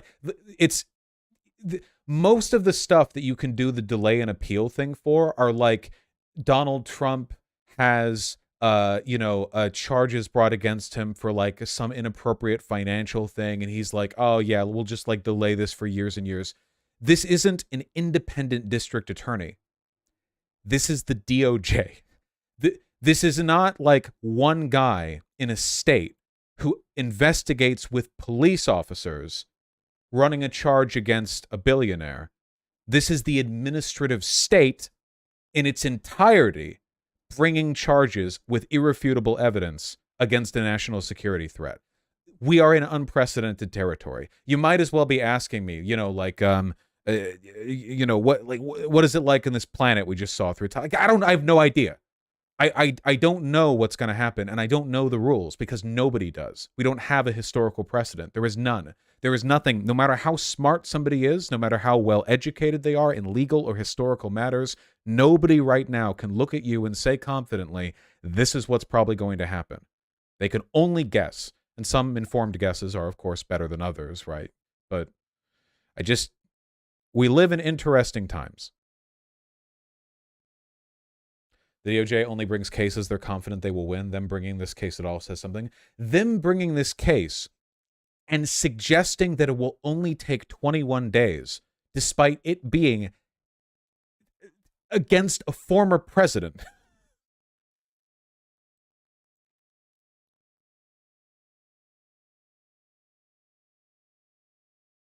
Three weeks. Video of boxes being loaded. Are those public?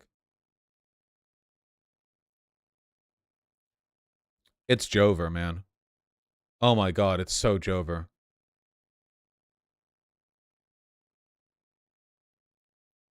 Who is out here hand recording the movement of these boxes?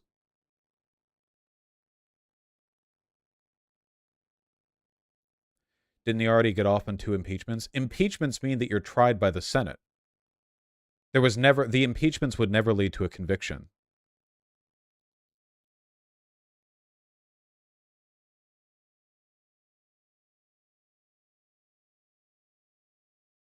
God damn. Why am I terrified about DeSantis winning the primary than the election? I don't think DeSantis will win. He doesn't have the power Trump has.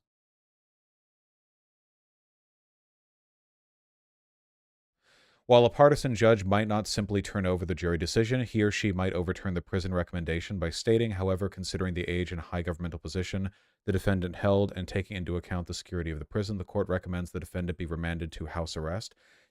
I don't know if that would be allowed to happen, because he would have to be kept on house arrest at the scene of the crime. Like, for punishment for your crimes, you get to stay in the gigantic resort where you did the thing. I don't know. Again, I don't know. It's unprecedented. It's totally unprecedented. Completely unprecedented.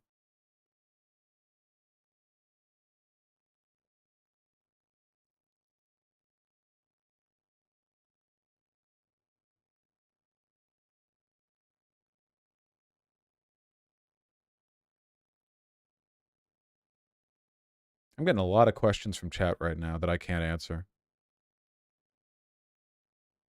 I don't think that DeSantis has the charisma to ignite the GOP the same way that Trump does. His approval ratings have already gone down significantly. People just don't like. They just his people have been teaching him to act like Trump. He doesn't have the energy that Republican voters seem to be interested in. Maybe he'll be more of a threat, but I don't know. Of course, it's worth noting that if Trump is convicted and then DeSantis becomes the president, DeSantis could pardon Trump. So one of the things DeSantis could do to win favorability with the GOP is run on pardoning Trump from the deep state corruption or whatever, because these are all federal charges. So, in fact, he's almost certainly going to do that. So I guess Biden will just have to win, huh? Vosh, I know this is a danger to national security. Is this a danger to, like, us as a people? I would be more concerned with Trump and DeSantis than I would be the consequences of the leaked information. But yes, it is. There is a reason many of those documents are kept secret.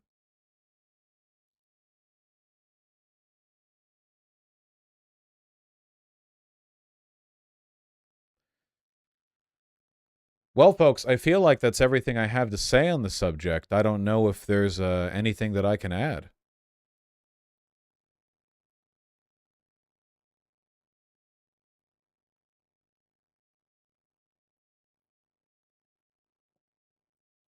The Ann Coulter take? Ah, yes.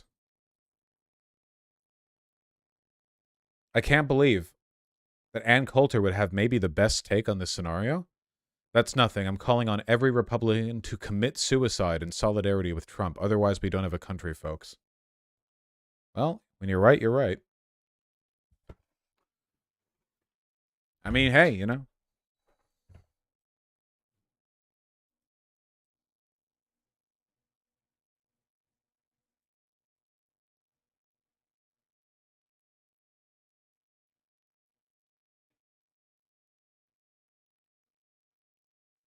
What is this? President Trump has said he has been summoned to appear at the federal courthouse in Miami on Tuesday at 3 p.m. This is a perimeter probe from the oppressors. Hold, POTUS has this. Buckle up, 150K, know your bridges. Rock steady, calm, that's all.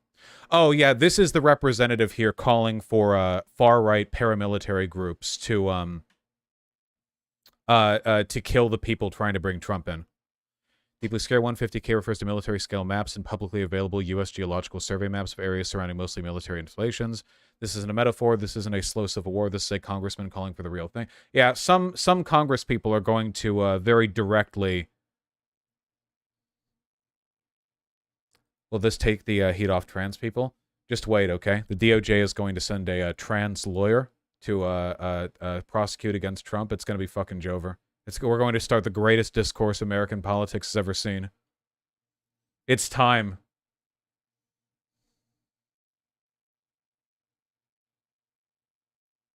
I legitimately worry about Jack Smith's life here. Okay, I have some good news, folks. Every person at the DOJ who has a hand in this indictment against Trump is currently surrounded by more military firepower than you've ever seen in your life. They are safe right now. You could not get at them if you wanted to. They're not stupid. They know exactly what is on the table here. I promise you, there are like 50 battalions. They're in a bunker, okay? They are they are secure. The entire US military is currently in Miami. Ready and waiting.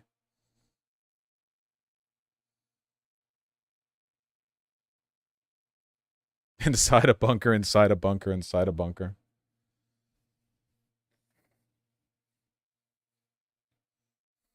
Honestly, I hope they try. Do you have any idea how bad it would be for the GOP optics for a bunch of far-right lunatics with, like, fucking swastika tattoos to shoot at, like, Secret Service, DOJ guys, FBI guys, get massacred in retaliation, and then, like, all that gets broadcast?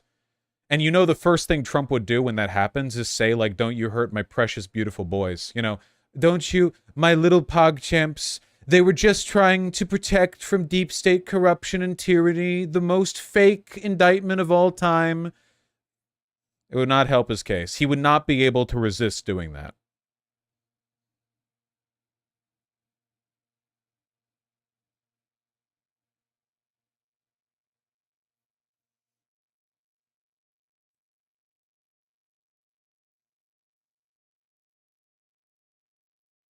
Oh, Hungamaster. I don't know the specific contents. They're classified documents. Yeah?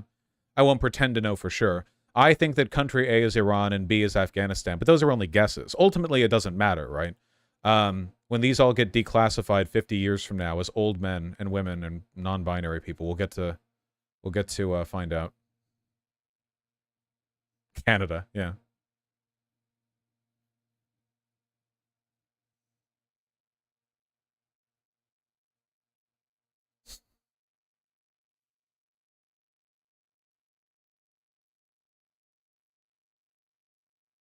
The recording wasn't censored. He did say Iran.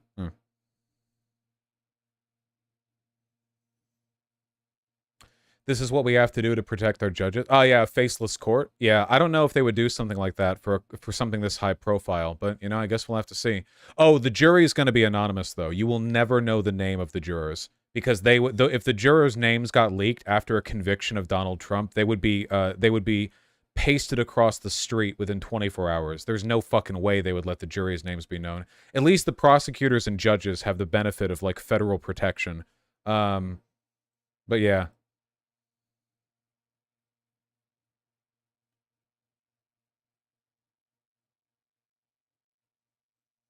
Do you think Trump will attempt to leave the country? It's too late. It's too late. He's due to appear on Tuesday. I'm pretty sure that at this point, if he tried to flee, like, the Air Force would get, like literally, like, ground him, you know? I don't think they would let him. It's too late. Keep in mind, the Department of Defense is angled against him here. Like, it's so much of America. Like, the things that make America strong are against him on this. It's not just a prosecutor or the police or whatever. It's like the state now. Also, he's also accompanied by Secret Service, and they are under no obligation to let him leave.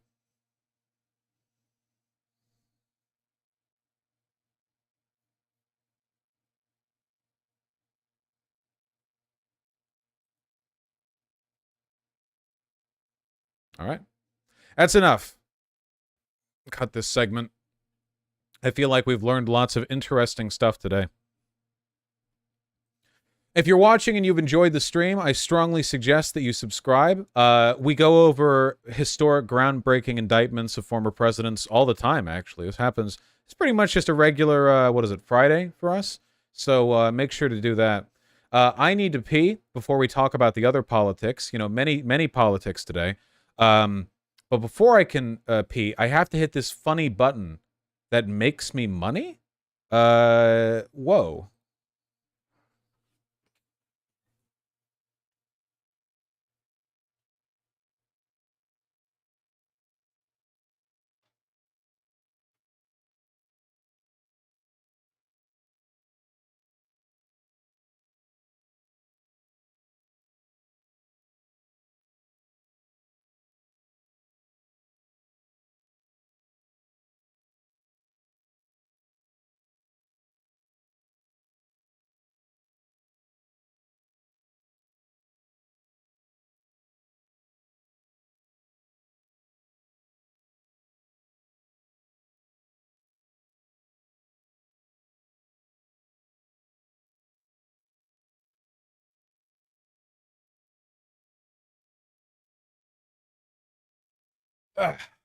Nice.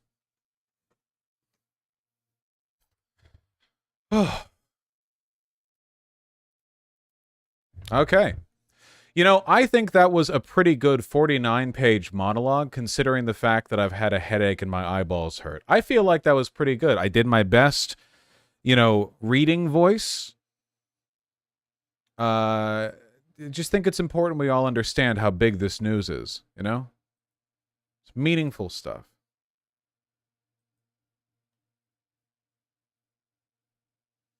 Please react to this debate. Well, hold on. We got stuff to go over. Hold your horses. My goodness. Can we talk about the Ukraine starting its counteroffensive the other day? No, there's no counteroffensive. What are you talking about? Counteroffensive. What are you talking about? You crazy? You insane? You're an insane person. Counteroffensive? What are you talking about? Come on. Get real. What's Ukraine? We'll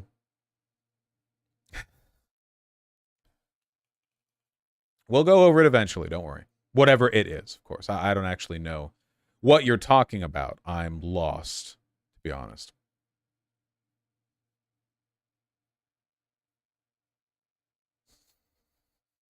Sorry, it's just funny. Can you go over AI? No, fuck you. We're not talking about AI. We're not doing any of that shit. Okay? Hold on.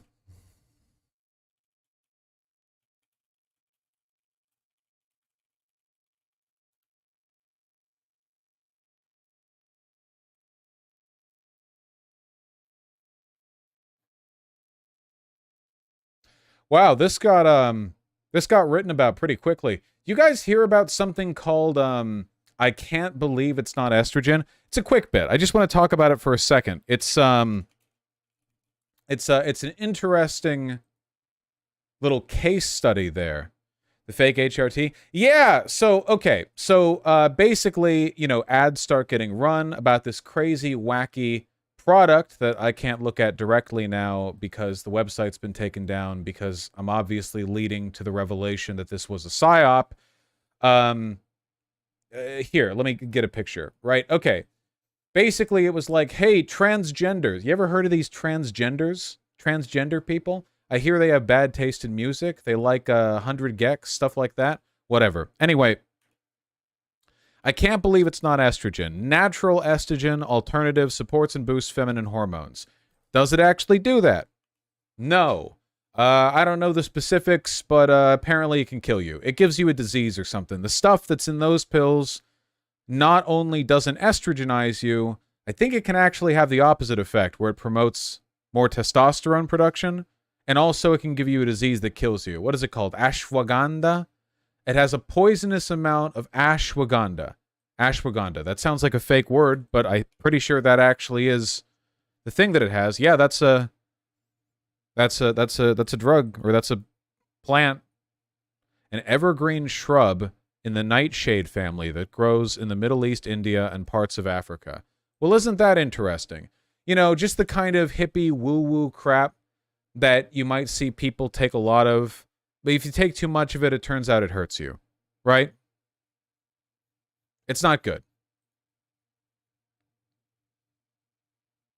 It boosts the production of your gonads. It produces estrogen in cis women. Oh, I see. So it empowers your natural hormone development. But if you're a trans woman, you know, I've heard some trans women have penises. I don't know if that's true or not, but that would mean that it produces more testosterone, which you don't want. That's bad. That's not. It's the opposite, right? So, how did this happen? How did people start to get buying this here fake anti-trans trans fake supplement? Well, I've got good news for you. Nobody bought it. This was the tweet that got promoted, and I think I saw it with like 30 likes and 5 trillion quote tweets and dislikes. Wait, not dislikes. It's Twitter. Quote tweets and replies. That's it. You know, people didn't go for it. This queerquirk.com, great name, great psyop. It turns out, because somebody did a bit of sleuthing, this whole thing is being done as a far-right psyop. Not joking. Apparently, somebody linked some like name from a financial purchase that was made that wasn't hidden, or the name wasn't changed, and it turns out this is some fat dipshit right-winger, whatever. The guy got doxxed, the guy who made this. The goal was to testosteronize, testate, to make testosterone in trans women, presumably to make your lives harder, right? So you can't actually look at the website right now, the Esther Labs website, because it got closed down because it got found out. You know, so it's all done. The scam didn't work. It's fake. It's not real. It's a fiction. But I still wanted to talk about it. I'm really happy to see that people responded to this horrible thing appropriately by ignoring it, smearing it, revealing that it was a far-right guy, blah, blah. That's great. Well done. However, we have to understand, we are living in wacky times. And trans people, while not even close to being a large proportion of the population, there are still a lot of them. And what that means is that they're a viable market for exploitation. Basically, what I'm saying is there are going to be other examples of this. As legitimate medical pathways to treatment and care get closed off in red states, people know that there is going to be a large number of trans men and women who can't access real medical care but are desperate and would be willing to spend every cent they have to find some kind of alternative. And that is a perfect market for snake oil manipulation, especially because the legal vulnerability of trans people in these states also means that it would be really difficult for them to get recourse. You know, it's not like the state, it's not like Tennessee or whatever is going to be on their side in this, right? They're not like, what, you're going to go to police and talk about how you weren't able to get an effective workaround to the drug that was not made available to you in the first place? Not likely. Oh, thank you. Somebody linked a web archive of this. You can see the, in all fairness, the person who made this little grift had a pretty clear understanding of the kind of sickening saccharine twee that you trans people seem to love. Whatever. And they got some nice t-shirt options, too. 7 inches limp. BDSM, bees do so much for the environment. You know there are Twitter transes that would go for this stuff. You know it. You know it for sure. You know all this. But that's what it's meant to be, right? It's a cynical attempt to appeal to the like the mean standard, right? Like we have an algorithm has calculated what the transgenders will spend money on. You know, a whole bunch of different art styles, no consistent aesthetic, because it's just they throw it together. But the point I'm trying to get at here is be aware of any potential snake oils bullshit, okay? I know things are difficult right now. I fully understand that.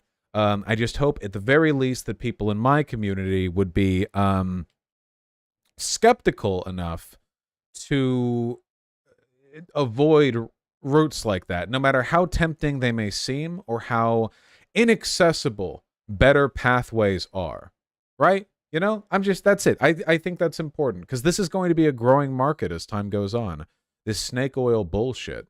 Not all of it's going to be as obvious as this, I don't think, but you know,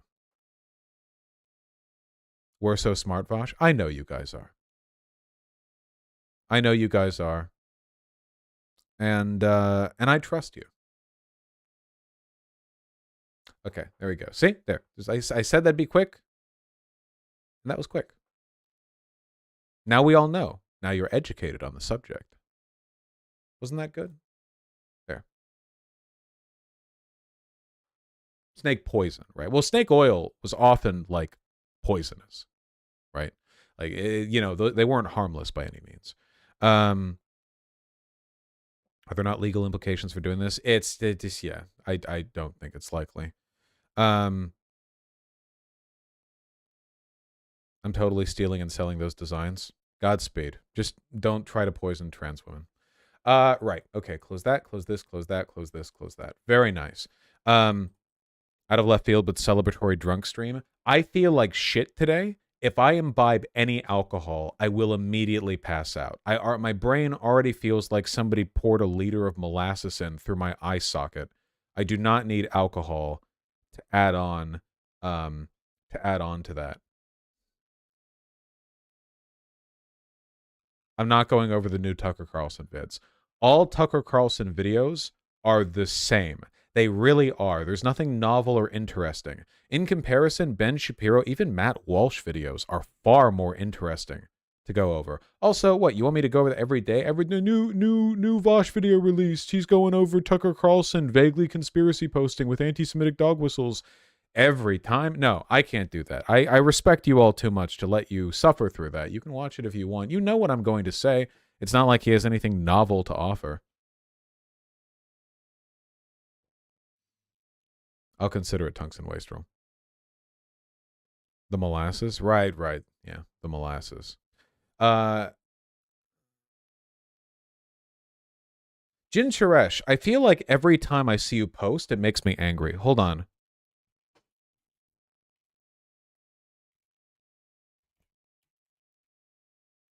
Why can't I spell your name? DHNN?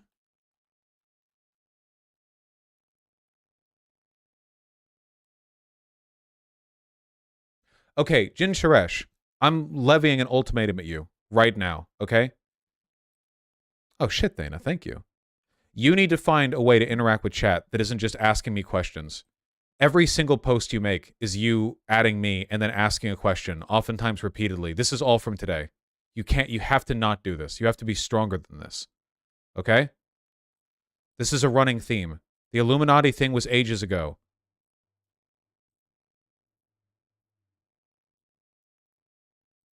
You have to talk to other people in here too, okay?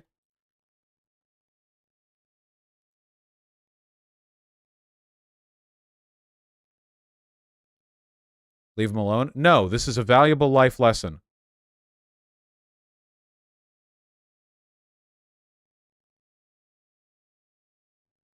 Okay, let's go back to 2021. Well, you're nothing if not consistent. Sorry, you got my goat with this one because the Illuminati drama, it's like 50 times I've said the same thing, which is like, I don't know her, I don't know anything about this, so the drama's not interesting to me. Okay, now everyone hug Jin Suresh because that was mean enough from my end of things.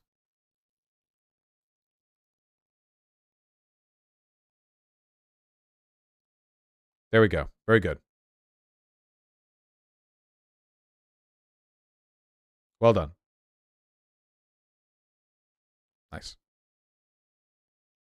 Okay. Good hustle, team. Very good. Yeah, Demon Mama talked about it. Go watch Demon Mama's thing. I think Zan talked about it. Yeah, go watch Zan's thing. I can't cover everything. There's always something to cover, though, right? I'm not aware of any recent drama that I feel a need to go over.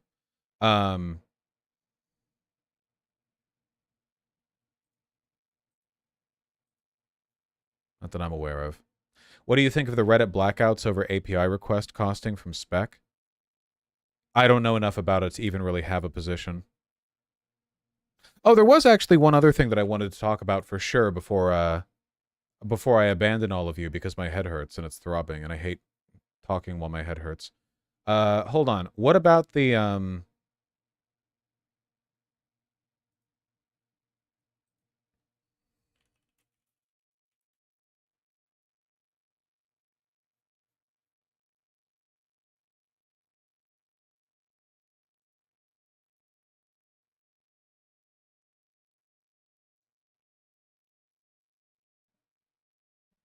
what about the Call of Duty thing? Do I even want to engage with this? There was a professional player who got kicked from like a Call of Duty partnership or sponsorship or something because he was supporting fascists attacking protesters or something like that. Is there even enough here for me to bite into? I always want to talk about, oh, well, what are people searching on? Search engine optimization. You got to get that SEO going. But FaZe? Was it the FaZe guy? It's always with the FaZe people. Was it a different one? The Nick Mercs. That's it. That's it. That's it. That's the person. This is what he looks like. Oh, man. I hate to pull on the, like, immediate impressions thing. I never make fun of people's appearances. You know, you look right at this guy and you think, wow, this guy is going to have a really great take on anything. This guy, big brain man, big thinker, likes thinking. Definitely doesn't look like the kind of guy that Batman would beat up after saying, "You got it, boss."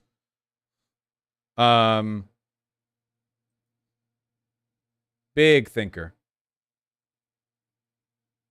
Activision pulls FaZe Clan streamer Nick Merck's skin from Call of Duty following anti-LGBTQ plus tweet. A bunch of people on the far right are supporting him, of course. And I've always said, and we all know this, by the way, that the, like, modern warfare community has always had a highly reactionary element. Maybe the most reactionary. I don't know what it is exactly, right? The real-time strategy, full of Koreans.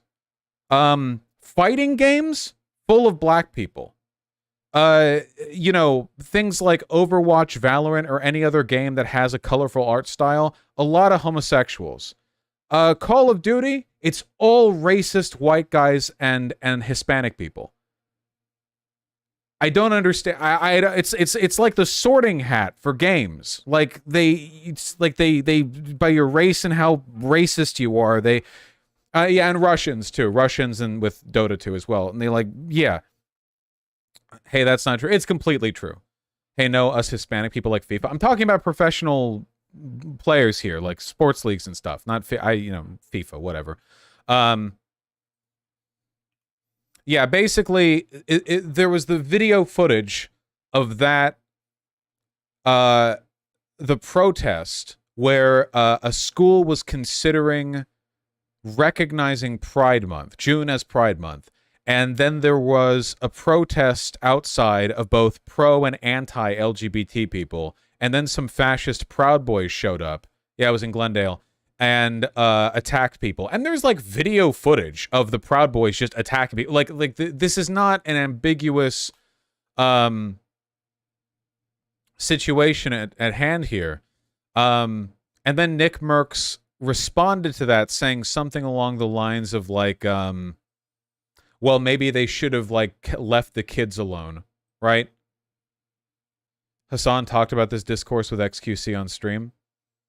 Do you have a clip of that?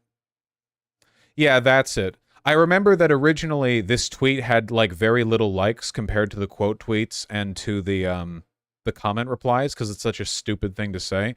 But then the entire far right, which is the entirety of the right, jumped on it.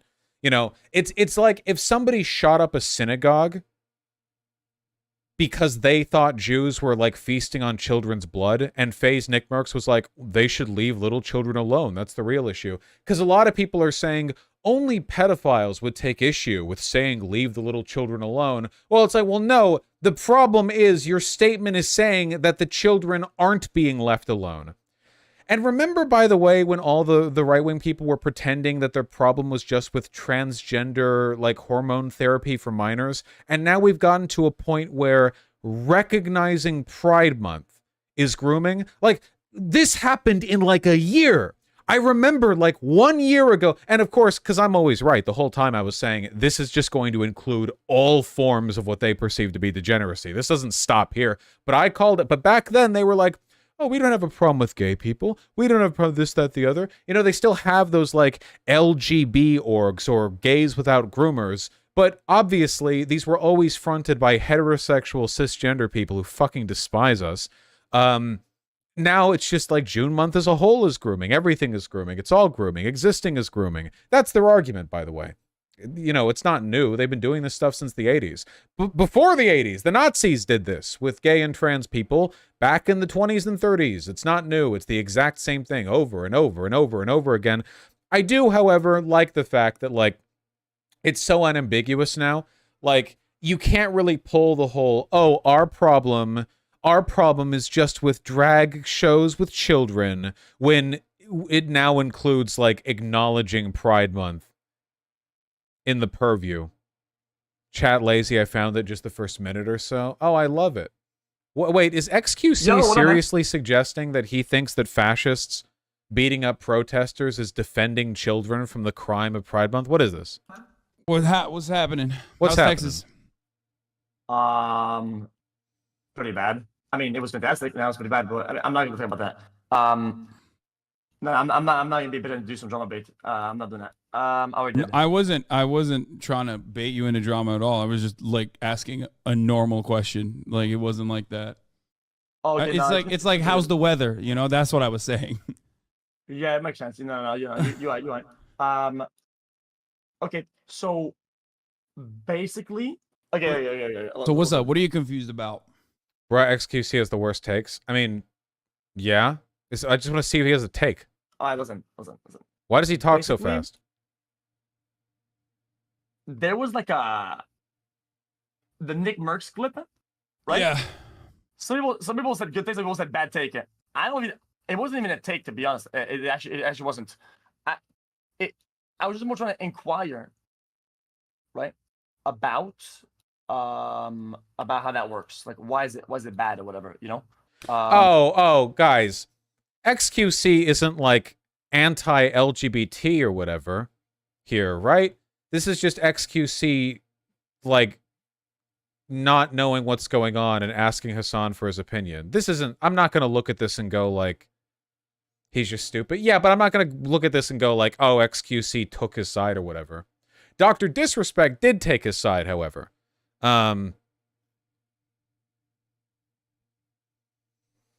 Which isn't really surprising, because Dr. Disrespect's entire, like, thing has been appealing to 12-year-olds who are too stupid to understand that he's deliberately characterizing masculinity. So it makes sense that would be like the group he appeals to.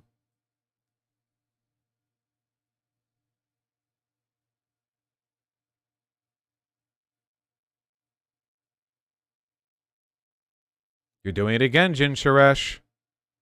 Isn't Dr. Disrespect a wife beater or was cuckolded? He cheated on his wife, which, by the way, I still don't understand why that was made into a big issue. He cheated on his wife, and then he did like a teary stream announcement. Bro, isn't that like personal? Like, I don't have a wife. If I cheated on my wife, my first thought would be the community can never know about. Like, if I had a falling out with my loved one, my first thought would be, wow, this will be made infinitely worse for everyone if it gets made public info for no reason, because it has nothing to do with, you know, but he just did it. I have no idea. I have no idea. It's truly baffling to me. Yeah, that's why it was funny. Yeah.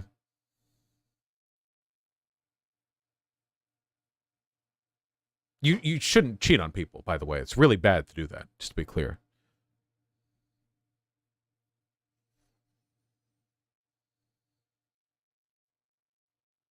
I guess that's true, Vermin. Get ahead of it, maybe? Depending on how far it goes. Yeah. Keeping anything from being held over your head. Yeah, I guess so. Maybe, yeah. I need to check something. I have a thought.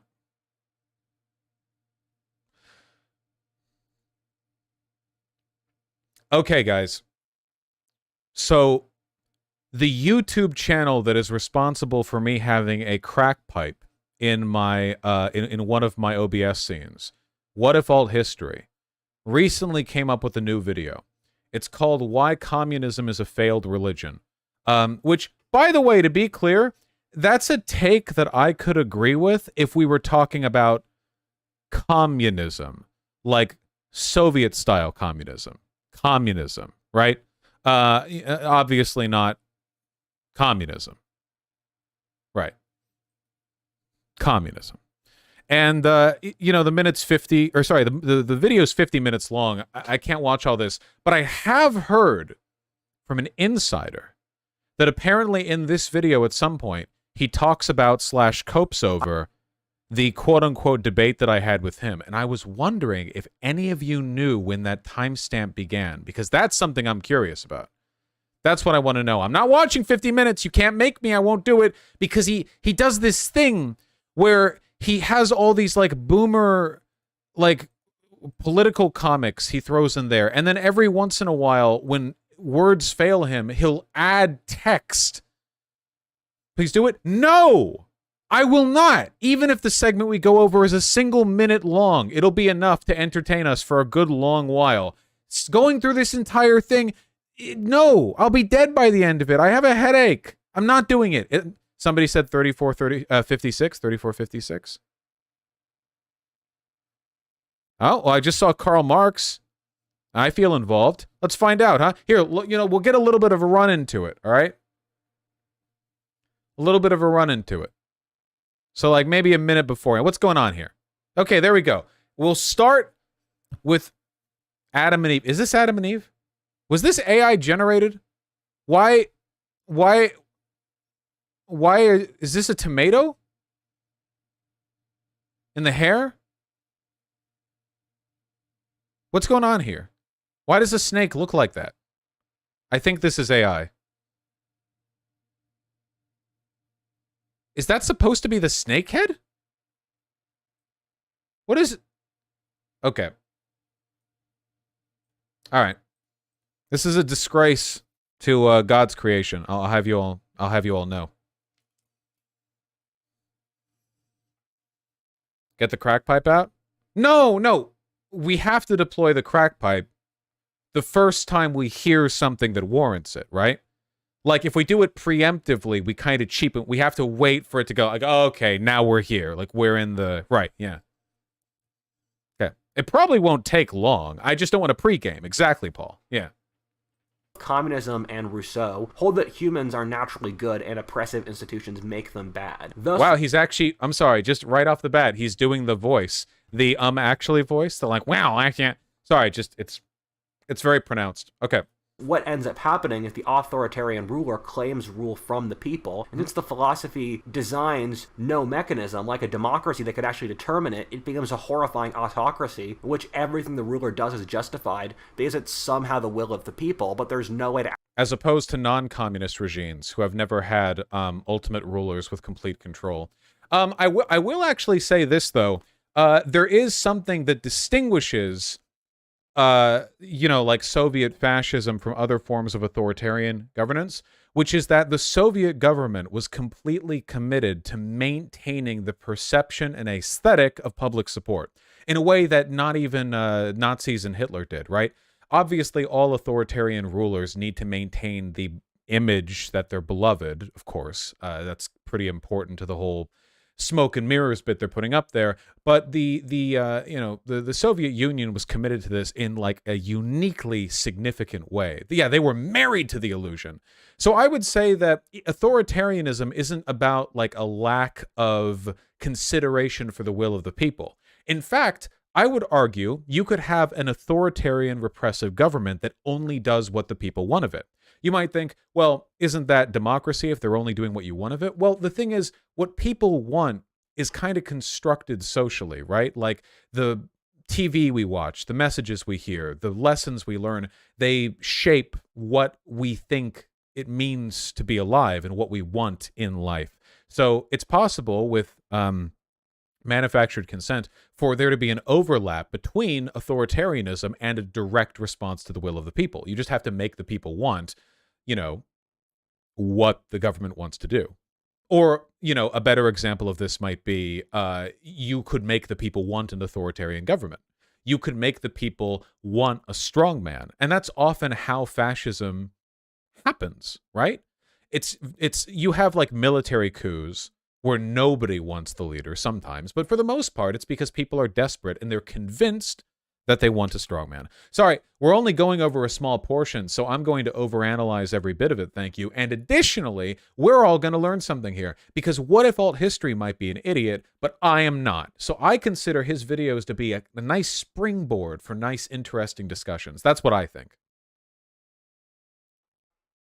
Actually determine what the will of the people is, except for what the autocrat says. I do honestly think a philosophy is inseparable from the philosopher who made it. You can look at men like Socrates, Jesus, Buddha, or Marcus Aurelius, who are widely considered to be saints in their day, and their worldviews have been successful and respected ever since. Meanwhile, you get...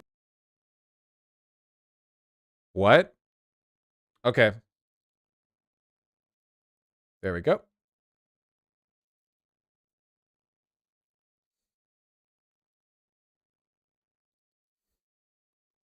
Nietzsche, who argued for masculinity and violence and was a cripple for most of his life. You have to ask if a philosophy is an unhealthy manifestation of a trait. I don't think you could summarize Nietzsche's philosophy as wanting masculinity and violence. That seems to me to be a kind of ridiculously reductive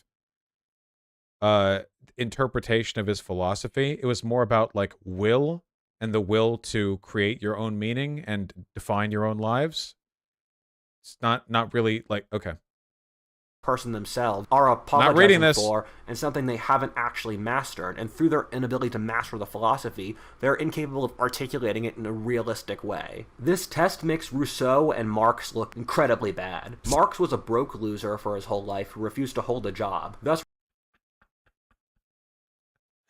Actually, I surmount that Karl Marx being a broke loser who refused to hold a job actually makes him the ideal communist. I mean, he had no money, right? So I would actually argue that he is well and truly living the ideal. Phenomenal stuff. What was that quote that what was it, a British spy who wrote on him? Where they found him in like they took a look at his like apartment, they spied on him, and they were like, his house is disgusting, he sleeps like at any hour of the day, but he's really nice to you when you come over for dinner. Oh, it was a Belgian spy? Okay, gotcha. Resulting in 2 of his children starving. He was educated, so he totally could have afforded to keep them fed. He cheated on his wife with his maid, who he also did not pay. He wouldn't let his children visit their mother. He was widely known as a cruel and authoritarian person, and even racist. I haven't heard anything about him being a cruel and authoritarian person. I fully believe he was racist. He was born like 200 years ago, so yeah, I mean, yeah. I'll take that one. Significantly less racist than the people of his day, right? I mean, he was literally writing letters trying to get Lincoln to free the slaves, so... Even for his time, as well as a plagiarist. Like as opposed to Nietzsche, not a racist, right? Voltaire was similar, being unwilling to hold the job, committing adultery, letting several of his children die of starvation out of his own laziness. He loved to be spanked by his mother. Why are we letting these... What the fuck is wait, what is going on in this video right now? Holy shit. What is happening here? Losers... Why did he say it like that? Why did he say it like that?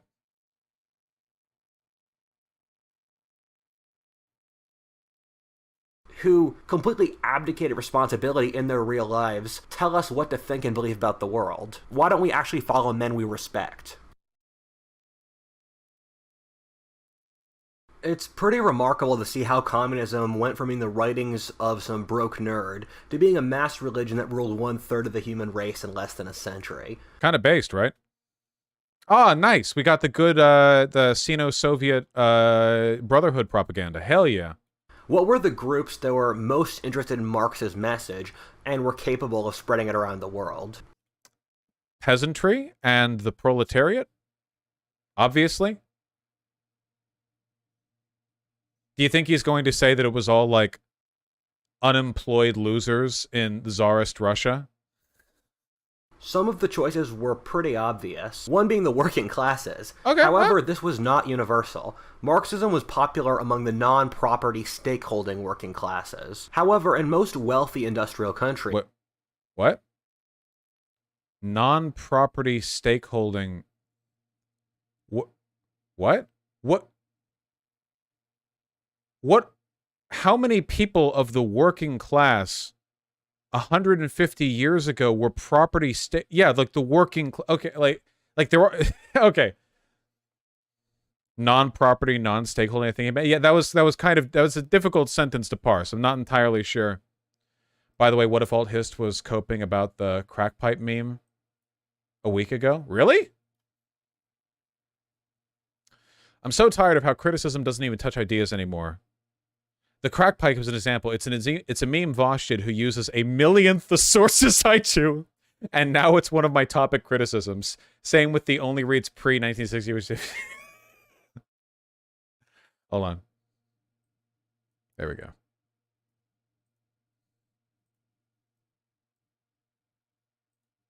The working classes themselves became property holders and pretty well off. However, I looked up Marx and his wife / maid, found nothing about cheating, and instead found he wrote love stories and poems for her instead. I don't know, because I don't care. I'm not litigating Marx's personal morality. But it's probably a safe assumption that when What If All History says something, it's wrong. So I wouldn't take anything he said for if you hear something that sounds surprising from him, and it's like, whoa, really? Like, probably not. You know, you can look it up if you want. I don't know. Unions remain pretty communist on average around the world, since it's inside their self-interest. Hayek, writing in the 30s, talked at the elite of the proletariat, or the king-like hair. This is regal hair, okay? This is regal phrenology.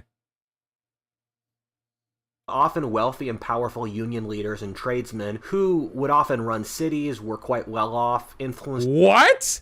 Unions ran cities?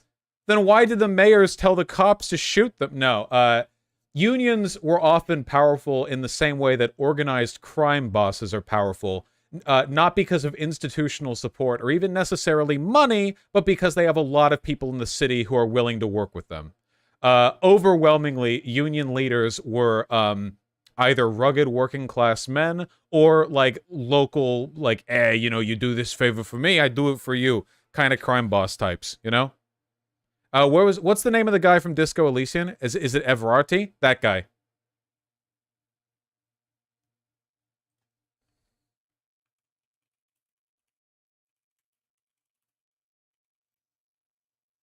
Everard Clare, that's it. Everard Clare. It's this guy, okay? In every city around the turn of the century, there was a guy who looked like this. And he had a plan to free the working men of his city, and it would involve only some graft and murder. Political parties, but were still technically working class. This was often a bulwark of Marxist leadership on the... Wait, where do I come in? Did somebody just lie about the timestamp earlier? I mean, we ended up just watching the video anyway. Where am I? It's such a long video. So long. Continent. I lied, I'm sorry. Royal Rose, especially over the last couple decades, that this was not even the strongest group in the Marxist camp. That being intellectuals, professors, or teachers. This group is often quite smart, but lacks courage, discipline...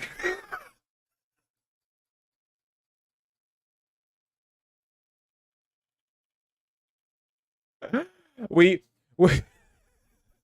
used to be a proud civilization, but now our professors are not brave.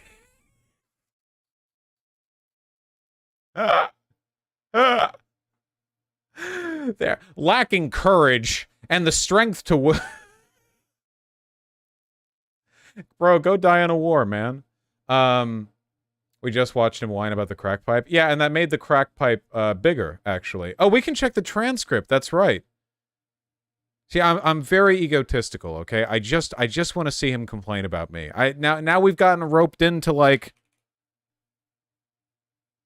Okay. No hits for Vosh. What about, like... Because it's a transcript, so Vaush? Does he say my real name? Okay, well, IAN is like a pretty common... Am I even in this video?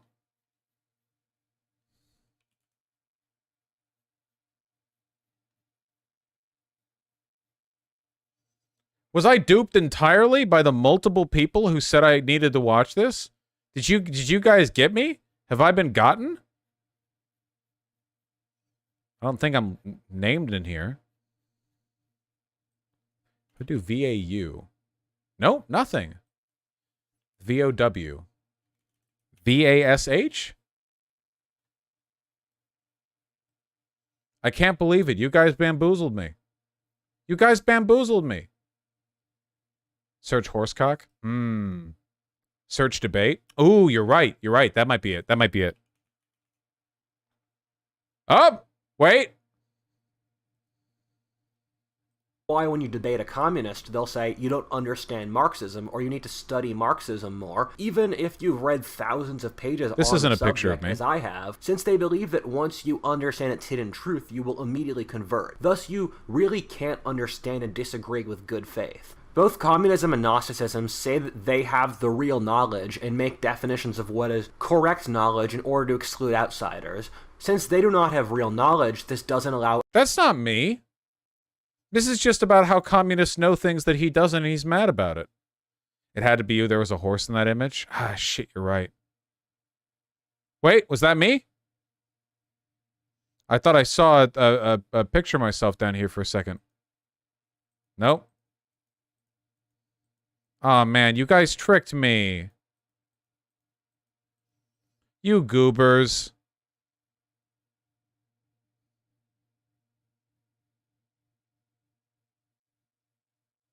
We won't know for sure unless we watch the whole video. I don't want to watch the whole video. ...in poverty. Christianity abolished slavery, developed the principle of bankruptcy, liberated women, and the leaders of the abolitionist, labor, and suffragette movements were all evangelical Christians, not communists. You should go over this whole vid sometimes, though. It looks like a hoot. No, all What If Alt History videos are the same video. They're all insanely long, and they are all the same amount of, like, incoherent blather. There's no... They're literally just like a vomit. There's no, like, structure to them.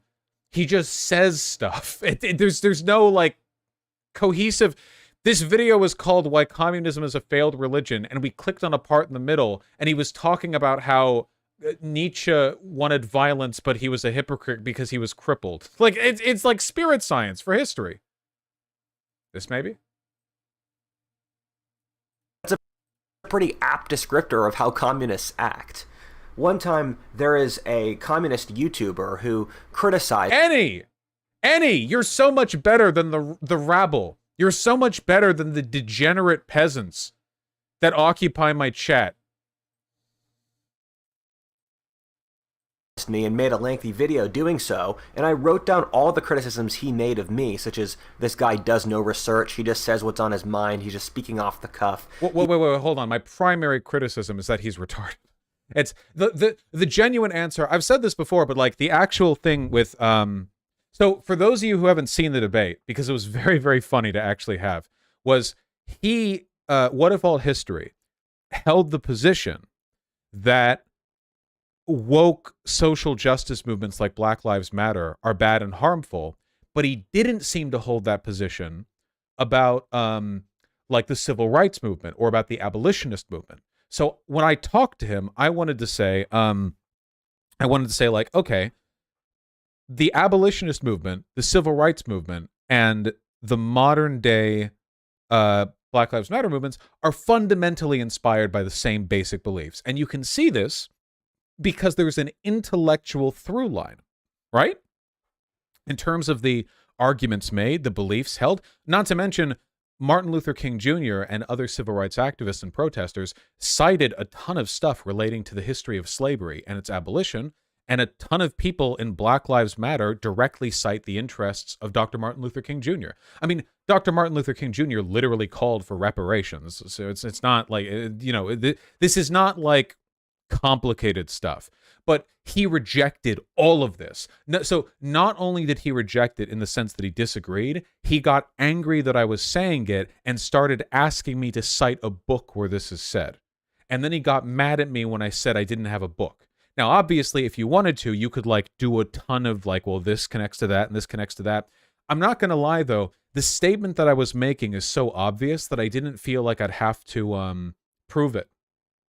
Like, I know that may sound kind of maybe like naive on my part, but I thought that was so obvious that, because like you can't prove everything fractally in a convo, because otherwise it's just like a kid asking why, always and always. It's like, well, you have to assume they're gonna run with some of the stuff you say, otherwise, like, how can you even, you know, like I say this, that, and he was like, then nothing will happen there. So he got really mad.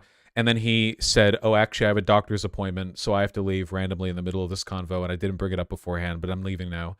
And then he left.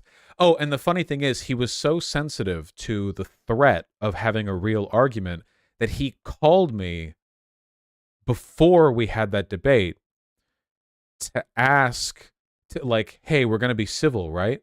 Which I genuinely tried to when we actually had the debate. Like, he called like off stream, like, well, I was playing Dark Souls 2. I was doing my Dark Souls 2 soul level 1. I think the lowest you can do is soul level 3 or 4 in Dark Souls 2, actually, but I was doing that. And he called, and I was on the last DLC, and I was dying over and over and over again to the fucking Ivory King, while he was in my ear being like, you know, yeah, well, we can just like talk. I don't want to like do this like bad faith arguing thing, you know. Fuck the Ivory King. Fuck that guy. When you die in one hit, fuck that guy. And then we have the debate and nothing happens. The real problem, the God's honest truth is, I don't actually think What If Alt History is stupid. In the sense that like his brain is slow. I don't actually think it's that his brain is slow. Because I call people stupid for basically any reason I want. But like, being serious for a second, I don't think it's the brain slow thing. I think the actual thing that's wrong with him is his ego. He's like the ultimate super duper beefed up version of the people who think that they're like gifted kids, so they think they're top shit and they never bother to do any like introspection or critical thinking because they presuppose that their education or their intellect supports whatever they say. So he has a bunch of like tidbits of information that he's collected with no synthesis or understanding or analysis. Literally just like, it'd be like if you just randomly collected quotes from like everything ever said by John Wayne or whatever, and you put it all in your head and you think that together is like knowledge. But in reality, knowledge is analysis. You have information and you need to have a system through which you process it. I was like this at 22. I've been like this in the past. I'm still not perfect when it comes to my ego and my assumptions that I'm like generally right. I do think I'm generally right. I'm not always right. This is just a thing people have to struggle with. Everyone in their life will have times where they are overconfident in their knowledge. But he takes it so far, you know? It's kind of like history mansplaining. Has anyone here ever, you know that feeling you get when you are really into something and you're being condescendingly talked down to by somebody who clearly has just read a tiny bit about it, then made their own conclusions, and then just runs away with it, you know? Not even in a way where like they're interested, but like they now clearly think they're an expert in the subject. And men do this to women all the time. This doesn't happen to me that often because I'm not a woman, so people don't usually infantilize me in that way. But his History channel is him doing that on whatever subject he has at the top of his mind, just to an undifferentiating audience of crypto bros and 12-year-olds, which I assume together comprise everyone who watches him, because only people incredulous enough to get into crypto or young enough to be 12, you know, he's young, stupid enough to be you know, whatever, would go for that kind of stuff. He gets torn apart in the Ask Historians subreddit. There are like these big master posts where people like tear into him. Hold on. Ask Historians Reddit. Oh, and you might think like, oh, isn't it just a Reddit post? You can look at the way they type it up. Oh, is it Bad History? Bad History, I think. Bad History. Bad History, Reddit, What if alt hist? You can usually tell a lot. This is why I say that media literacy is more important than what media you're reading or consuming. Because I think if you're good at understanding what like good information and bad information look like, you can do the processing work yourself rather than just like collecting a list of sources that you trust. I just remember on Twitter he was talking about how there are a bunch of like nitpickers and bad faith people in the subreddit. So then I went and looked at every single post people made breaking down his stuff, and they're like the most thorough, high effort refutations I've seen outside of academia, higher than what I've seen in academia in a lot of cases. I feel embarrassed I watched him 2.5 years ago. Hey, I mean, that's fine, right? Like, we all grow. I mean, maybe he won't, but yeah. Anyway, it's really interesting stuff. Throw back to that time, What If Alt History admitted on video his parents were worried he might become a school shooter? What?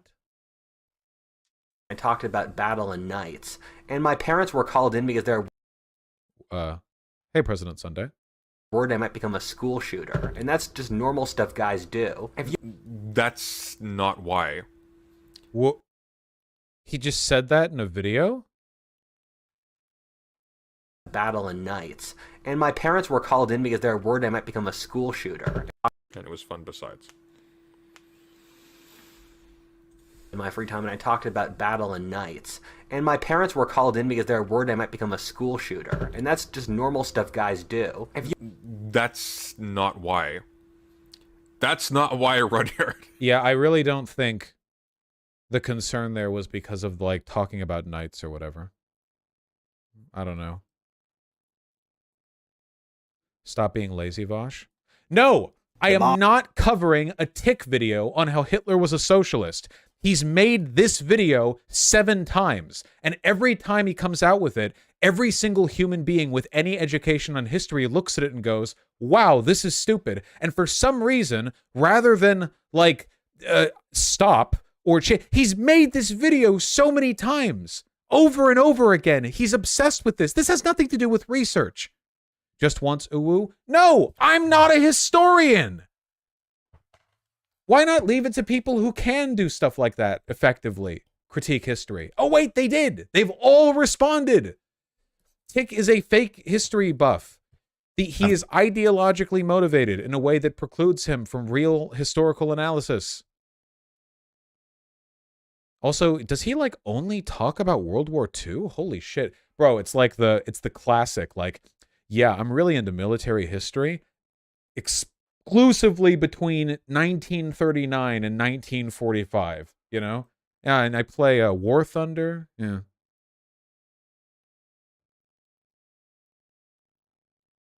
Oh my god. He is like Hitler in the thumb of half his videos. Jesus Christ.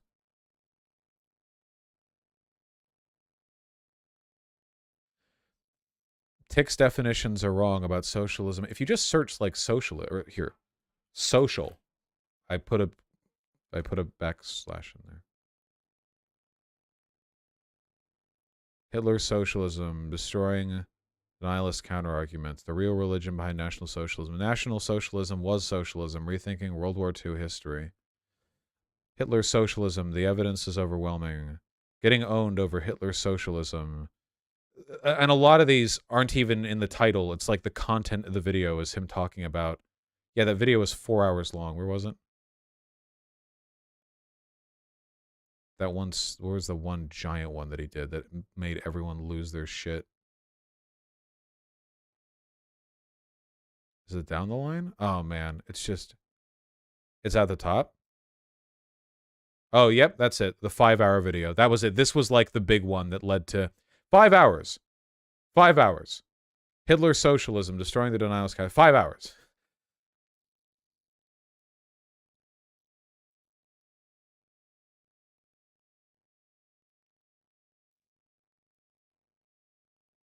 You know that somebody knows they're about to deliver some hot takes when they open by citing all their sources.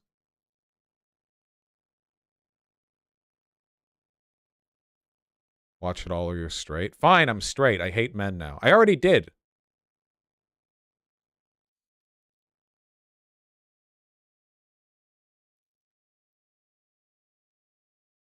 Being really interested in World War II alone has more red flags than all the USSR. Yeah. It's definitely like indicative, you know. What were we doing again? Oh, right. He was in the middle of complaining about me. Can we finish this? He's a narcissist. He uses ad hominems, and all of them were a perfect descriptor of what he did. Wait, did I ever accuse What If Alt History of using ad hominems? That's my thing. Why would I give him that? That's the cool way of debating. No, I wouldn't give him that. He doesn't use ad homs. He blusters and then starts trying to like talk about a book he's read that has nothing to do with the subject. I don't even think I ad hommed him in the discussion much. I tend to be pretty nice until I'm given a reason not to. To jump off this point, communists have been the group I've argued with that are by far the least intellectually honest. They often go for criticism of their opponents while showing a Turning Point USA meme circa 2016. That's the frame that he chooses to overlap his claims on the difference in intellectual honesty between himself and communists. A fucking TPUSA meme. Oh my god. Incredible stuff. Okay, well, we did it. That's all I cared about. Literally, I could have seen that bit at the beginning and watched that for 2 minutes, and that would have been it. I would have gone, it's not even enough for a segment. But now it's just this meandering, this, that. What have we even talked about? Ryan Tempest, good luck titling this one. I give you no suggestions. Title it, wow. Title it that. See if that hits in the algorithm. People will love that one.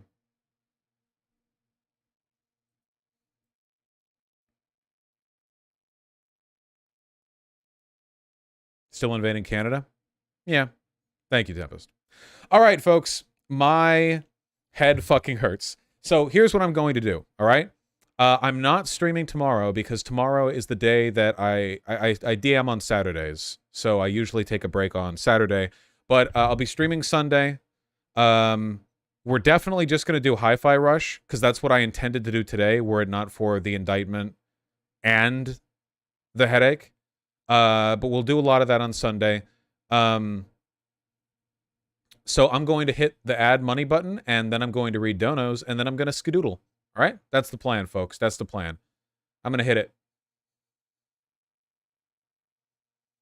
Beep. Very nice. Okay, now I'm going to read donos. Jordan I-99, thank you for the very kind 20 bucks. The hell is Florida doing? First, they get sued by Cali for sending migrants to Sacramento. Now Trump is getting sued for withholding classified docs in Florida.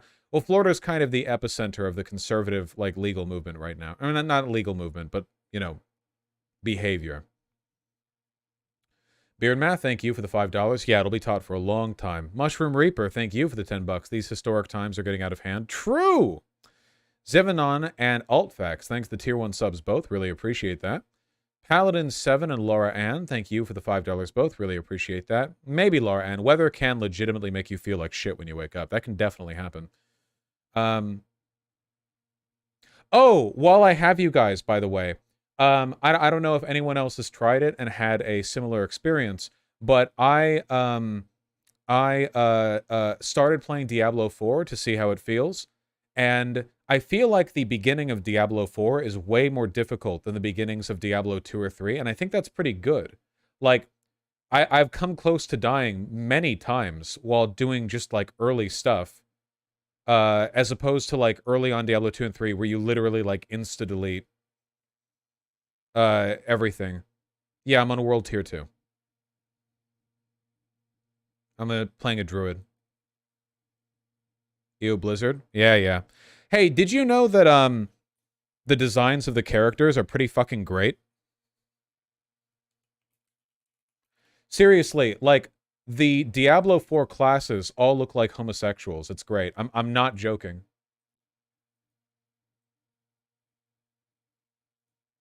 Okay, first of all, look at the Necromancer. Look at how queer the Necromancer looks. Oh my god. They look like this male or female. You can choose male or female and do some limited customization.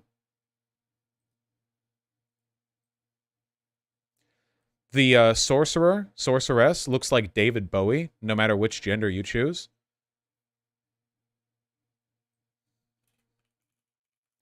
The female barbarian is incredibly hot.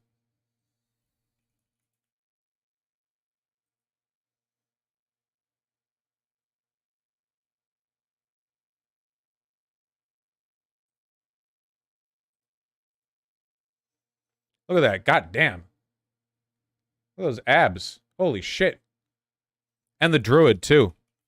Whether you choose male or female, the druid is thick as fuck.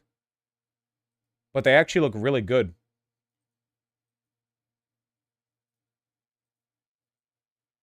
Doesn't that look great?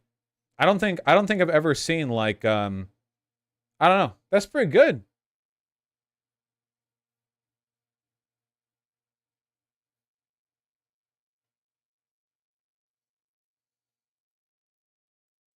Big thicky. Crack pipe still up? That's right. James Ward 98, thanks to $5. Have you heard Trump got indicted yesterday? Has he? No, I haven't heard of that. We should go over that sometime. Martel Age, thank you for the $5. Really appreciate that. I bet Fox and Tucker have been pushing pro-Russia rhetoric even now in mid-2023 in case Trump or this now to co-conspirator flee to Russia. I don't think they'll be able to flee, but that's definitely like a foreign ally to them, for sure. I don't think they've done it for that reason, though. It's kind of incidental. Error 404 sad face in 3 places at once. Thanks to tier 1 subs both. Really appreciate that. Sorting algorithms. Thanks to 5 tier 1 subs. Happy second Trump indictment day. Yeah, the unsealing is just... oh, man, that was some good stuff to read. Hoo, boy. Sake, thanks to 4 tier 1 subs. Can't wait for Trump to still be the most popular candidate for the GOP. Oh, he probably will be. For sure, yeah. Continue to run. Leon Darkfire, thanks to tier 2 sub. Really appreciate that. Thank you. Very kind of you. Himmy, thanks to the tier 1 sub, and happy birthday. Happy to do what I do, and I hope you've had a wonderful birthday. Zigabiz, thanks to $5.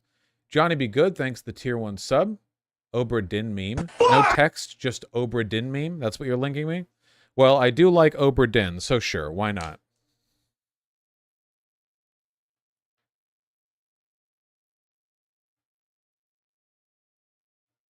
Fuck! Kind of loud. Oh.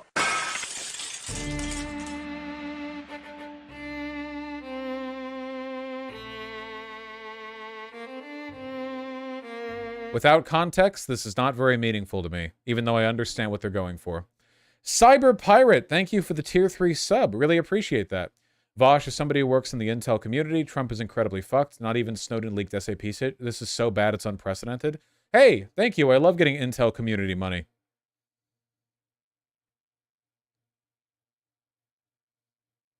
Yeah, I think I agree. Tiger Fox King, thanks to $5. Here's a video explaining how the Kovka dam collapse was the result of Russian negligence. I'll give it a link, but I won't go over it right now. Yoop. Tiger Fox King. Oh, wait, I just said that. Facetious, thanks to 5 tier 1 subs. Vosh, every now and then the post has a great cover. Ha! Yeah, I saw this. Very true. Apocalypse Now. Canuck wildfires plunge NYC into eerie, smoky hell. Blame Canada. Couldn't agree more. Caracal with the $10. R/TRAA might have to shut down because of the Reddit API thing, even if they walk it back. To all the TRAA meme enjoyers, I love you. It was fun. They might do it for 196 too. The only subreddit I enjoy looking at. Fucking sucks. Fucking rip. I need to look into that thing. Test Trekkie, thank you for the 10 Australian. Really appreciate that. Bogeyfan 101, thanks for the $2. M. Maximus SS 1975 and Cayman Astartes, thank you for the $5 both. Really appreciate that. These are historical times. Zafri Finnick, thank you for the $10. Really appreciate that. True. Inspiration for everyone, thank you for the $2. Still alive, thank you for the $20. That's very kind of you. I wanted your opinion on something personal. If you had a close friend who asked you for advice on the same thing a few times and they repeatedly go against all your advice, would you personally feel hurt? How would you feel? It depends on what the advice is for. If it's for something trivial or something where I know there's a strong counter argument to what I'm saying, I probably wouldn't care. If I was trying to be meaningful about it and they just weren't getting it or weren't changing their behavior, I might be bothered, yeah. Aries 385 with the $20. Thank you very much. It makes sense why Hobo's been kept by Trump as a lawyer. She didn't even do anything in the E. Jean Carroll case because Trump had to keep her thinking she was part of the team just to be his fall guy. Was that attorney number 3? I mean, I guess we'll see, right? But yeah, a lot of transparency they didn't intend on this side of things. Cody Gorman, thank you for the $5. Very happy to make your Amazon job just a little bit less boring with the streams. Thank you. Broken Pete with a very kind 10 bucks. Hey Vosh, I'm a huge history buff. Would love to provide my insight on historical topics, the study of it, or the attraction of it by request. Broken Pete. Oh, I appreciate the offer, but probably not. No, I try not to. Even if there was some specific info I was looking up, I'd probably try to look for it on my own. It's generally not a good idea to get the information just from people looking to offer it, because I have no way of vetting that information. You know what I mean? Like, they could say anything to me, and then I'd be like, well, oh, cool. But, like, they're just telling me stuff, right? That's why I try to do a lot of research on streams, so people are at least aware of the, I guess, like, the paper trail of where I got my information from. And that way I can be fact-checked live as well. Thank you, though. I really do appreciate it. And Sake with the 4 tier 1 subs. Wait, if 196 is the only sub you enjoy looking at, then that means OKPV? Yeah, I don't look at OKPV because I save it for the stream. If I looked at it off stream, then I wouldn't be able to react to it on stream. I'd be pre-watching. That's cheating. Obviously. Different category. Different category. All right. Listen up, folks. My head fucking hurts. I'm sending you guys off to the one, the only... Wait, Kanye's not streaming yet? What? She's been streaming so late lately. Jesus Christ. I'm not streaming today, idiot? Oh. Alright, cool. No, Tempest, I don't want to push it. Okay, well, in that case, I'll send you on over to, let's see, Actual Jake. I'll send you over to Actual Jake. Been a little while. Go say hi.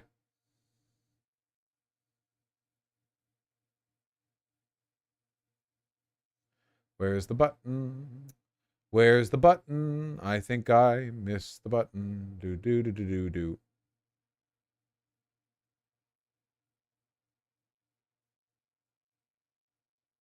Huh. That's weird. I don't see the Actual Jake button. Well, I'll just add it in. I know it's been there before. Boop, boop. There you go. See you guys soon.